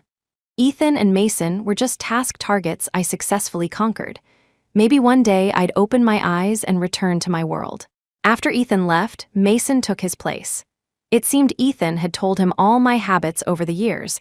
I surprisingly didn't feel much change in life. When I voiced my doubt, Mason's hand tidying the bed paused. He whispered, "Miss Sterling's habits have actually never changed." Miss Sterling forgot? The person who was with Miss Sterling at the very beginning was me. His gaze was too hard to ignore, so I smiled awkwardly at him, almost forgetting this guy was my ex-hubby. My life remained unchanged, lazy every day, teasing cats and dogs. Unable to experience lying flat in reality, I lay flat in ancient times for 30 years. That day strolling by the lake, watching the ex-hubby walk out of the water, I secretly sighed at how this man trained. Not only had his appearance barely changed, but at 36, his body was still so good, without an ounce of excess fat. Mason walked to my side, taking my hand and placing it on his abs. I squeezed, watching him voluntarily kneel before me, a man in his 30s, still using the honey trap. After many years, I tasted the ex-hubby again. The feeling was as enthusiastic as back then. He occupied Miss Sterling for 8 years. That's long enough, Mason's jealous voice sounded. He panted intermittently, kissing my wrist constantly, humble and careful. I smiled and put the newly bought golden hollow bell on him. After so many years, he actually still kept the one I put on him before. I didn't feel any guilt about going to bed with Mason. So many men want to marry a concubine before the first 7 days are up after their wife dies. I was celibate for a month for Ethan, who wouldn't praise me for being deeply in love. Whether Ethan was alive or dead, my relationship with him stopped at master and servant and could only be master and servant. Just that as men get older, they inevitably lack some stamina. Although I didn't use his front, it was still quite a turn-off. He was also awkward, flusteredly stuffing the hairpin into my hand. I was silent for a long time, plugging him up as wished. Actually, I knew Mason's life was also fading. His physical constitution wasn't as durable as before. Maybe one day, he would die in front of me just like Ethan. However, man proposes, God disposes. In the 3rd year after Ethan left, a plague broke out in the city. Mason and I were unfortunately infected. He could still move freely, but I didn't like exercise to begin with, and this body wasn't healthy. After getting sick, I could only lie in bed. Mason found many doctors for me, but there was no improvement. Mason refused to believe it, literally kidnapping several doctors from the outer city back for me. Although I really wanted to live, thinking about ancient medical capabilities, I felt it was better not to harbor illusions. It's okay, maybe I'll go back to my previous world. I rubbed Mason's head, but he looked even sadder, his voice trembling. If Miss Sterling goes back to your world, what about me? What about you? You continue living. However, I didn't have the strength to say this sentence. My hand dropped. I didn't leave painfully, it was like falling asleep. As soon as I opened my eyes, I saw myself in God's perspective. Oh, turns out my soul was floating in midair. Chapter 7. I watched Mason holding my corpse, shaking as he cried. Having known him for so long, it was the first time I saw him cry like this. I tried to poke his face. Being a ghost should be fun too. However, I passed through Mason's body several times, unable to touch him at all, so I gave up in vain. I looked around for Ethan's soul and found that I was the only lonely ghost in the vast mountains. Ethan must have gone to be reincarnated long ago, feeling a bit empty inside, so I floated back and surprisingly found Mason still holding my corpse. There were dried tear stains on his face. He did nothing, just staring at my eyebrows in a daze.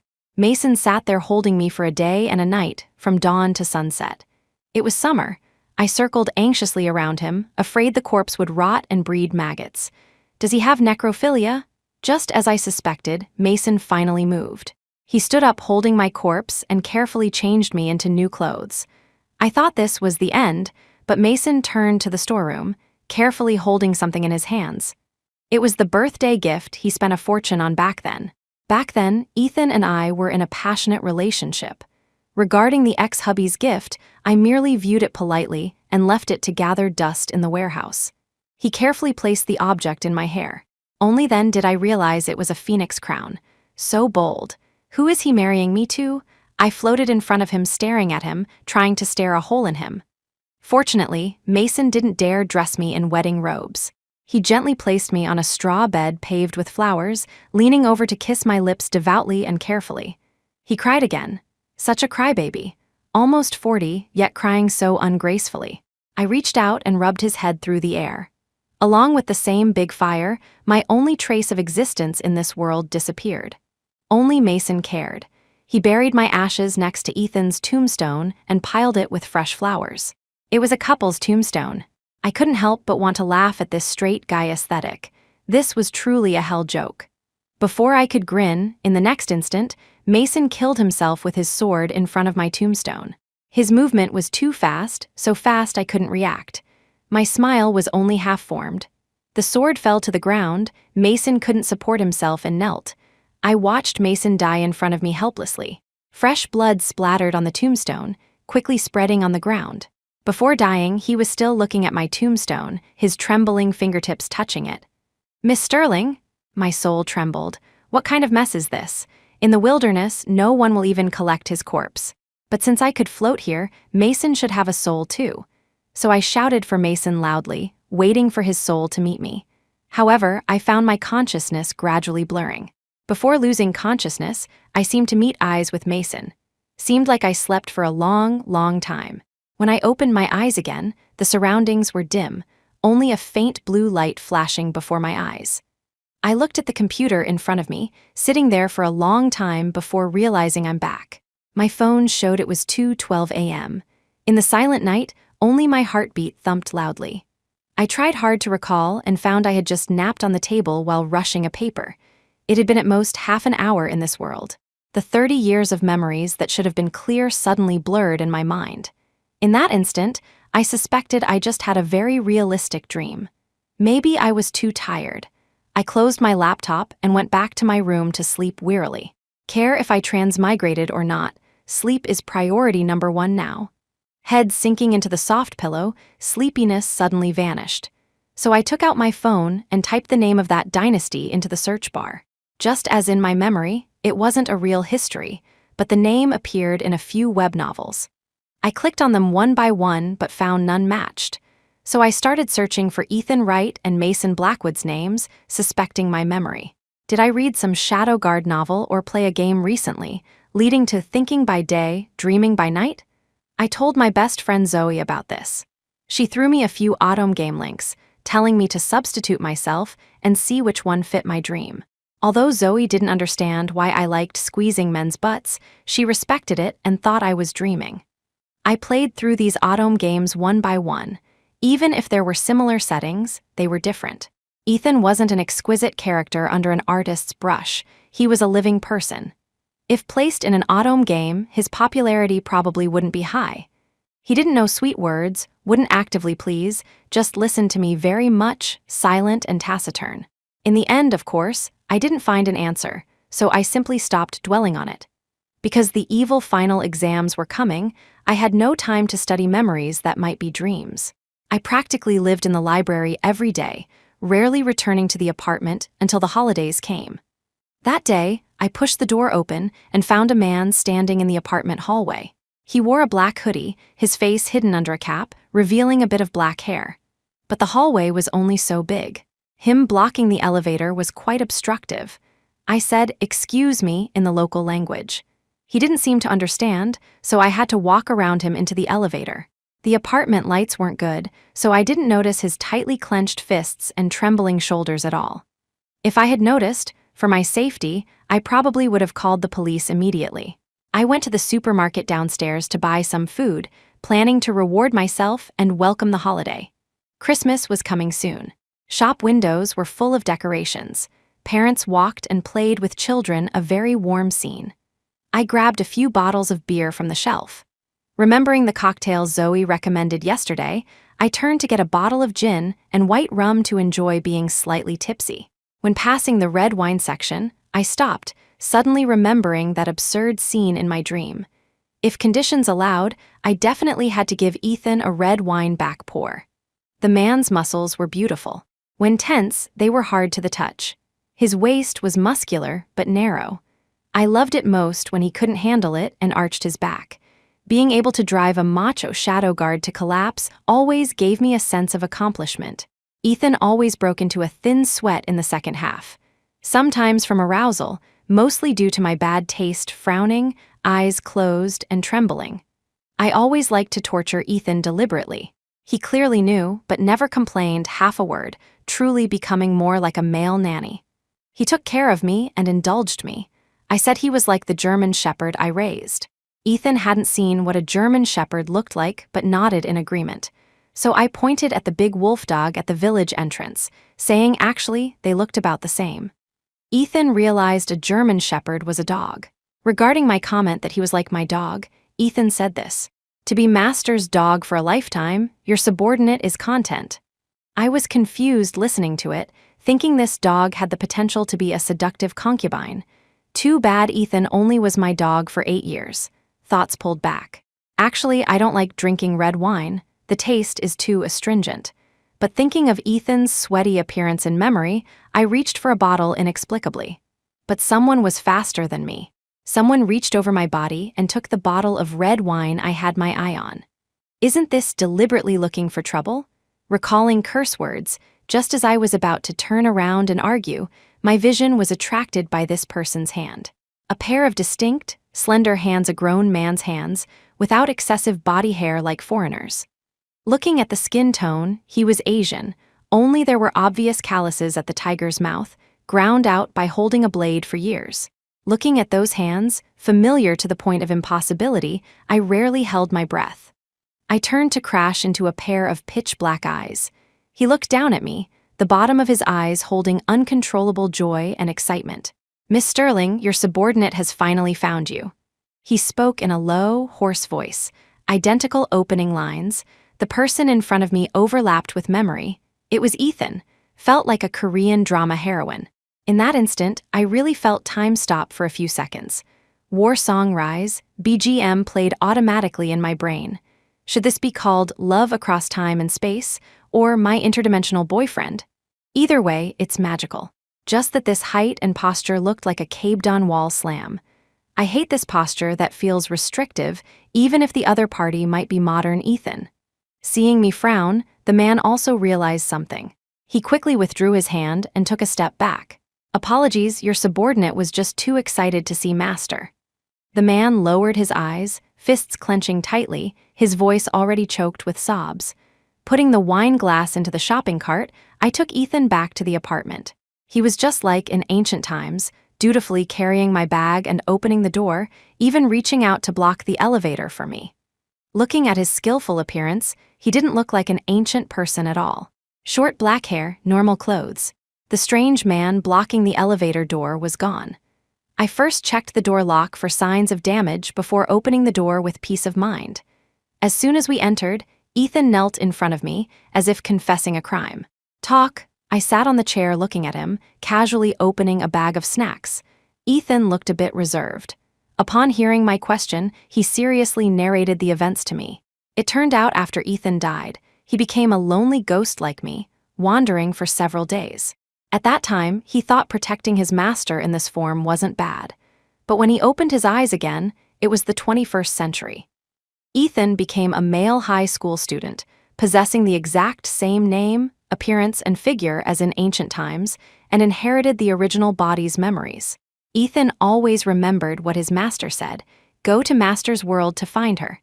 This bizarre place must be Master's world. Ethan ran away from home that very night and was found by the police called by his parents. I couldn't help laughing. A shadow guard who killed without blinking explosively reformed into a rebellious teen, walking 10 miles in one night. Later, because he couldn't shake off his shadow guard habits, Ethan was even put into a mental hospital by his modern parents for a while. Although he downplayed it, the taste must have been unpleasant. I raised my hand and rubbed his head. He rubbed against my palm carefully and obsessively. "Thank you for Master's concern. Your subordinate is fine." After coming out of the mental hospital, Ethan learned to disguise himself. He learned to be a modern person and continued looking for me. Although having some memories not his own, everything here was new to Ethan. Every time he encountered technology far beyond ancient things, guilt and inferiority would rise in his heart. Master suffered. The world here is advanced, with too many things to pass the time, whereas in his original dynasty, people worked at sunrise and rested at sunset. Master could only pass time on him. This was too unfair to Master. Looking at Ethan pressing his lips tightly in guilt, I smiled and kicked him lightly with my toe. The man immediately knee-walked to my leg. I fed him a snack from my hand, and he ate it without a moment's hesitation. Still quite obedient, there were still crumbs on my fingertips. I pressed the pad of my finger on the man's warm, soft lips, and he licked it clean familiarly and obediently. Except for changing time and body, nothing had changed. Ethan even raised his black eyes to look at me eagerly. I could almost see the tail wagging behind him. According to Ethan, he had been looking for me for 9 years. He searched all domestic cities, large and small, before turning his target abroad. I thought for a while, then suddenly narrowed my eyes at him. Wait, how did you recognize me? Although the names before and after transmigration were homophones, the appearances weren't very similar. I didn't believe Ethan recognized me at a glance based on heart palpitations. Ethan spoke devoutly, eyes unblinking as he looked at me. No matter what appearance or age Master has, your subordinate will recognize Master. Damn it, dogs really have this scent tracking function. I stared at him for a long time, then suddenly asked, "Tell the truth. Did you see someone who looked like me, go up and call them Master, and bump into me by luck?" Ethan's expression froze, blood draining from his face rapidly. He kowtowed tremblingly, saying he absolutely never did such a thing. He only had one master and only called me Master. So scared, obviously a guilty conscience. "How do you prove you haven't done this?" I pressed deliberately, applying force with my foot so the rolling chair moved half a meter away from him. I frowned, looking somewhat disgusted with him. Ethan parted his lips, his face even paler. He looked at me desperately because he found he indeed had no way to prove it. "Master, I'm sorry." He spoke with difficulty, as if his throat was cut. "Your subordinate cannot prove it." Ethan looked drained of strength after saying this, a big guy kneeling there looking lost and soulless. Only then did I hook up a smile. Pure bad taste. Hadn't seen him sad for a long time, so I was happy. Seeing Ethan getting sadder and sadder, I finally said I believed him for now. "Is my world convenient? Do you like it here?" No ancient person should be able to refuse 21st century technology. I waited for Ethan's feedback, but unexpectedly he shook his head at me and whispered, "A world without Master is the same to your subordinate." The room was dim. The man kneeled quietly before me. He retained the shadow guard's habit. His breathing was so light it was almost inaudible, only his chest heaving shallowly. I felt doing nothing would be letting myself down. "Go to bed," I ordered simply. Ethan was stunned for only a moment, eyes filled with incredulous joy. Just like in ancient times, he dared not use force on me. Hands propped on the head of the bed, leaning over to gently sniff my hair, his face full of infatuation. We fooled around simply. Although this body of Ethan's was a virgin, his skills in serving me were perfected. A long-lost feeling. I was a bit excited and accidentally drew blood. He paused, his first reaction actually blaming himself for not being prepared. He looked at me in panic, while I didn't care, just wiping him casually with a tissue. Anyway, he was good at enduring pain, bleeding didn't matter. I asked Ethan to go to the bathroom and open the red wine. He obviously remembered that matter too. I lifted Ethan's chin and poured a few mouthfuls into him first. The steam was warm and misty. Accompanied by the sound of pattering water, the blood like wine poured over the man's shoulders and back, falling to the ground along his long, straight legs, merging with the water. The visual was shocking, a lustful beauty words couldn't describe. I went wild. Ethan's stamina was great. I was exhausted, yet he still had the strength to dry my body and carry me back to bed. I drifted off to sleep nestled in the man's warm embrace. "Master," a low, magnetic voice sounded. I responded lazily, looking up to meet the man's eyes. He looked at me, hesitating to speak.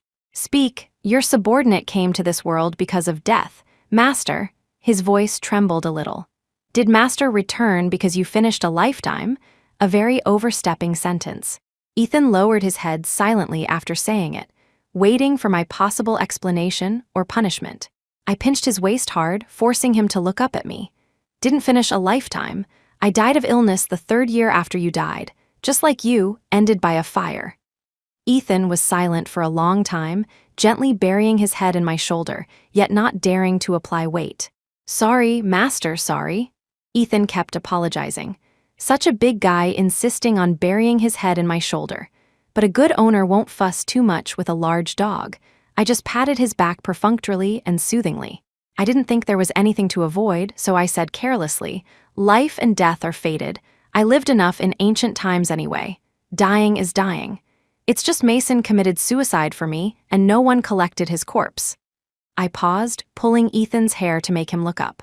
"Wait, if you could come, could he come too?" Ethan froze, evidently not having thought of this. "Perhaps." I thought of the silent figure by the elevator when I went out in the afternoon.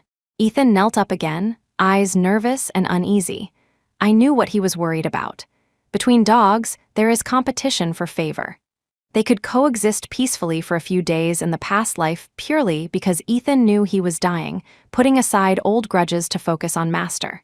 Now in the present world, Ethan possessed a new identity, a healthy body, and found me, his support for living. Naturally, he would fight with Mason.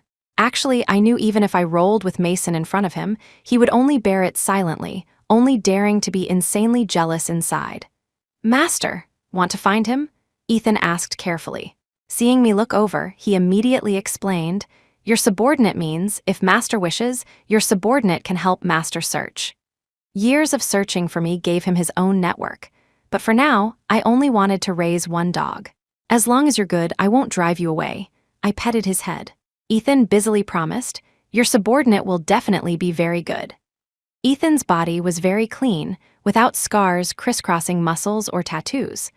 I pinched him a few times while lying in his arms to sleep, nodding with satisfaction only after seeing blue and purple rise. I didn't expect Ethan to be so meticulous. When I opened my eyes the next morning, I saw a bag of things at the head of the bed. I rummaged through it and instantly got excited.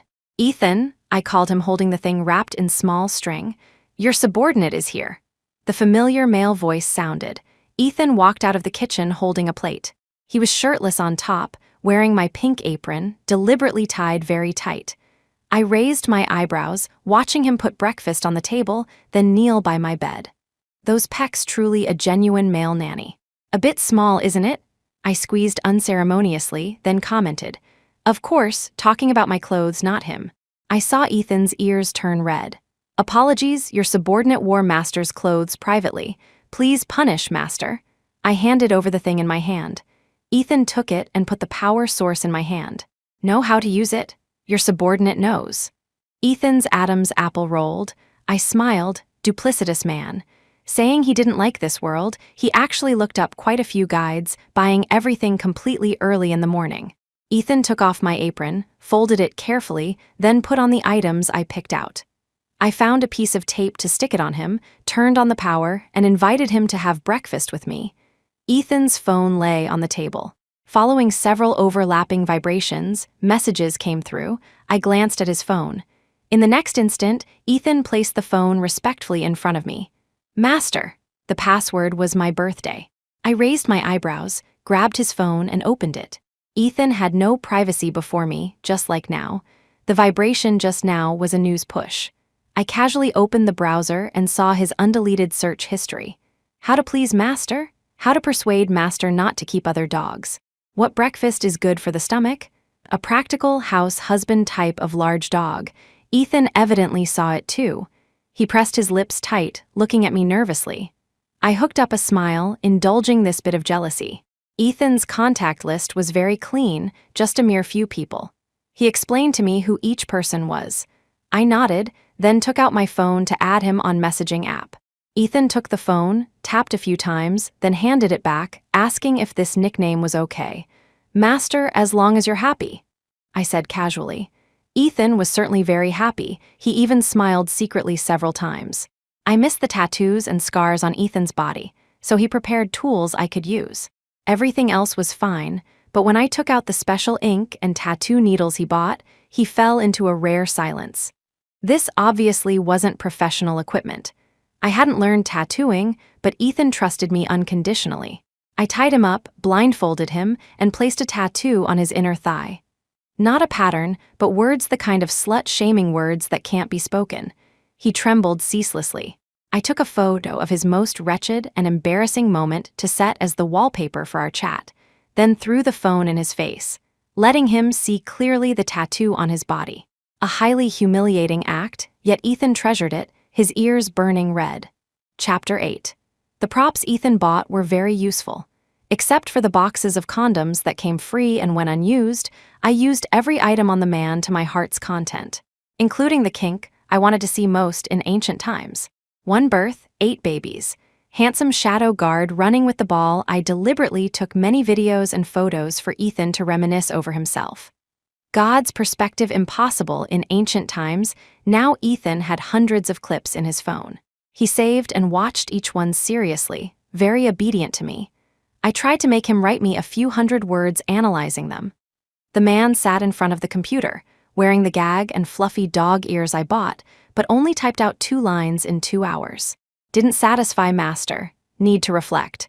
I looked at the screen, then at him, asking seriously, "What did you reflect on? Tell me." He couldn't speak, so he could only perform it for me deeply. After the performance, I continued to ask. Ethan looked urgent, ready to prove his will by death, yet couldn't write an 800-word essay. Shadow guards really lack culture, but I forgave him. Useful is enough. I silently added a few more to the cart.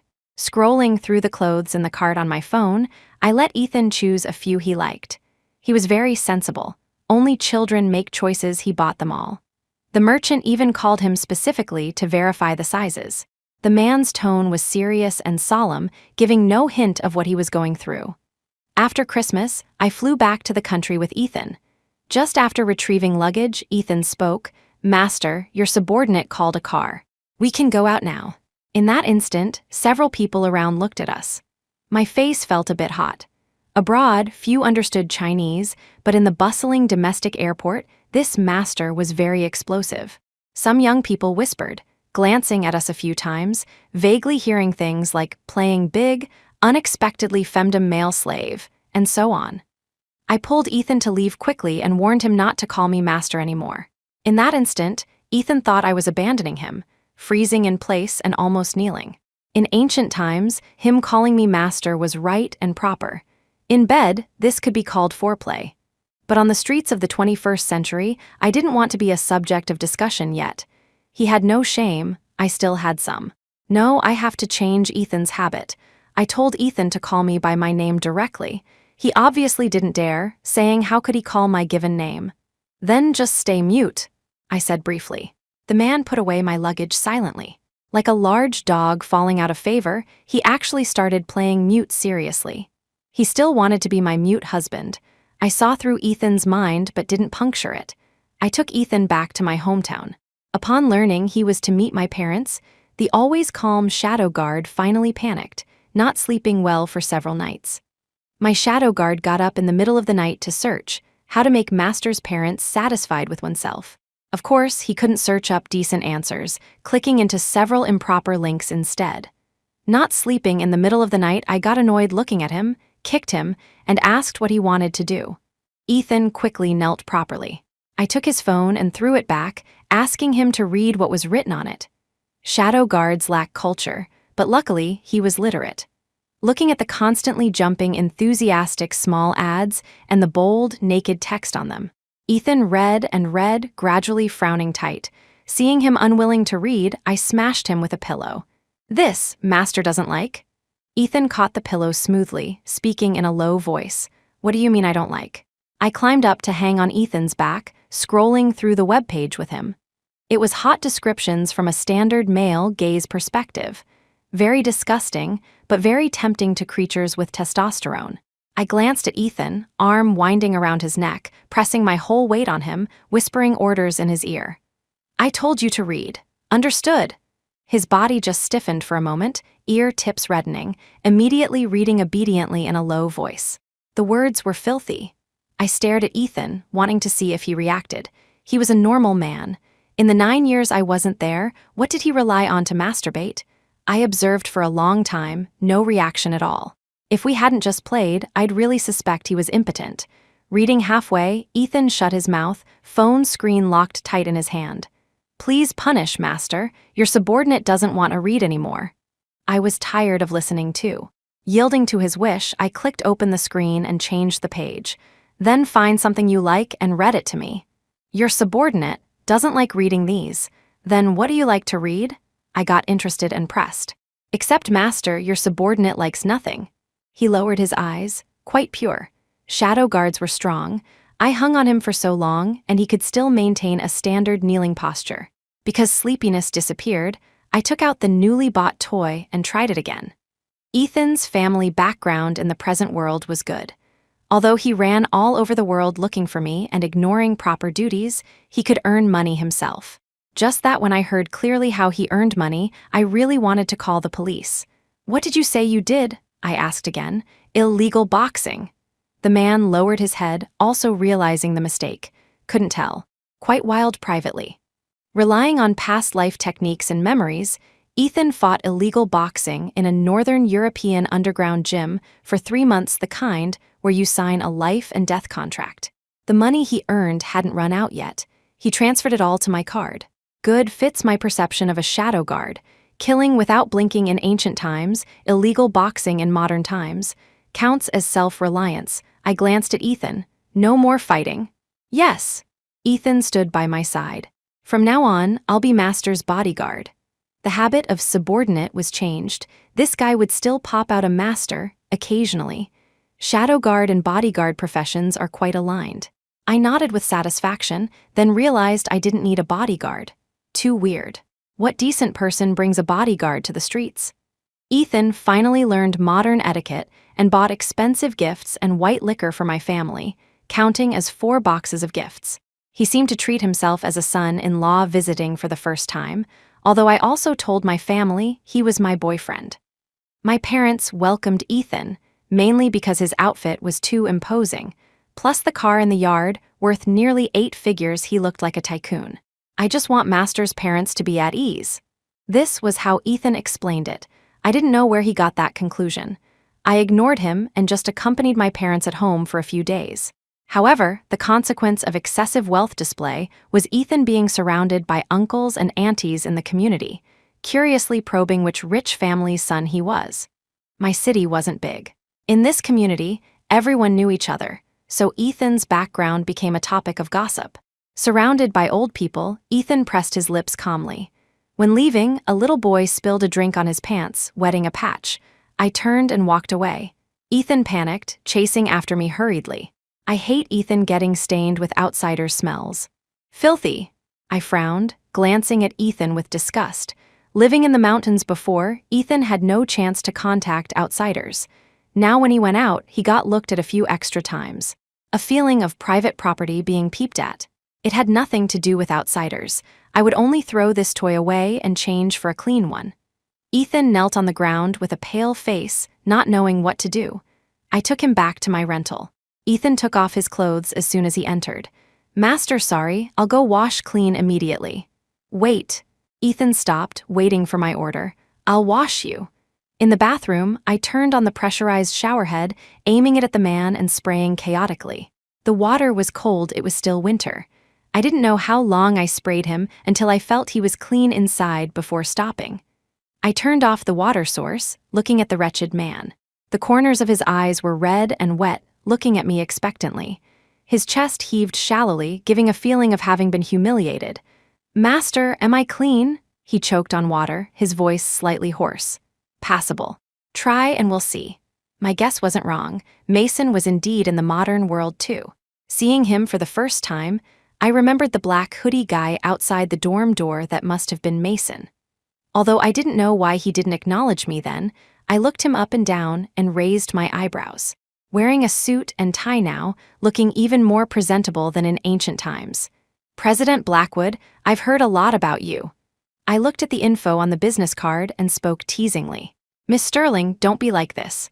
Mason lowered his head, tone bitter and sad. Don't know why the timeline of transmigration was messy. Mason had been living in the modern world for 5 years. He adapted well too, running a security company flourishingly. head of shadow guards in ancient times, head of security in modern times. He really didn't forget his original intentions. I praised him a few sentences, exchanged contact info with him, and remembered something. I asked him why he killed himself in front of my tombstone. Miss Sterling was gone. What meaning was there for your subordinate to live? Although knowing the answer, hearing Mason say it himself was still weird. Remembering that eye-catching, passionate read that day, I was silent for a while, then smiled at him. This world is very good. Live well now. President Blackwood, work hard, make it big and strong soon. Maybe my tone was too gentle. Mason froze in place for a moment. As I turned to leave, he actually boldly grabbed my hand. Master. He called me in a low, suppressed voice. Beg you not to go? I pointed at Ethan, whose face darkened at the door, looking like a playboy lingering in flowers. Can't do. I promised to accompany him tonight. Mason held my hand for a long time, long enough that I felt sweat in his palm. I glanced at him. Master, do I still have a chance? He asked humbly, finally lowering his eyes and letting go. Mason had self-awareness. He knew in my heart, Ethan's status was a bit higher than his. Only a bit. I smiled again. Who says no? What if it's the same as the past life? Light instantly came to Mason's eyes. Good, your subordinate waits for Miss Sterling forever. Just saying, God, don't take it seriously. I silently typed one in my heart. The next day, I took Ethan for a physical exam. Fortunately, he was a healthy adult male. I was temporarily still dating Ethan. He still flew domestically and internationally with me, dutifully acting as my spiritual and emotional outlet carrier. One day, I invited him to watch a film I liked. He watched very seriously. Sitting upright made me look at the screen suspiciously several times, thinking I played the wrong thing. That very night, Ethan bought all the props appearing in the film, letting me play as I wished. Ethan's figure was much better than the main actors. Naturally, I played very thoroughly. Later, settling down back in the country, my family urged me several times about marriage with Ethan, all deflected by me. Although useless, Ethan still got a vasectomy, then forged an infertility certificate and had a serious talk with my parents. In front of 2 parents and a notary lawyer, he transferred all assets under his name to me, saying he had no fate with children, letting me down in this life. So he gave me all the money, willing to work like an ox or horse for me, only hoping I wouldn't abandon him. Quite the actor. I turned the vibration up a notch, watching his speech pause, voice tremble, and eye corners turn red. It looked even more sincere. Later, no one urged anymore. Ethan and I lived in a large flat, days passing happily. Of course, I wouldn't marry. Even if Ethan was good to me, even if I liked him, I didn't plan to establish a long-term relationship with him. Because he could only ever be my dog. How can a pet marry its owner? Looking at Ethan cooking in the kitchen wearing animal ears and a tail, I leaned on the sofa and mischievously pressed the start button. End.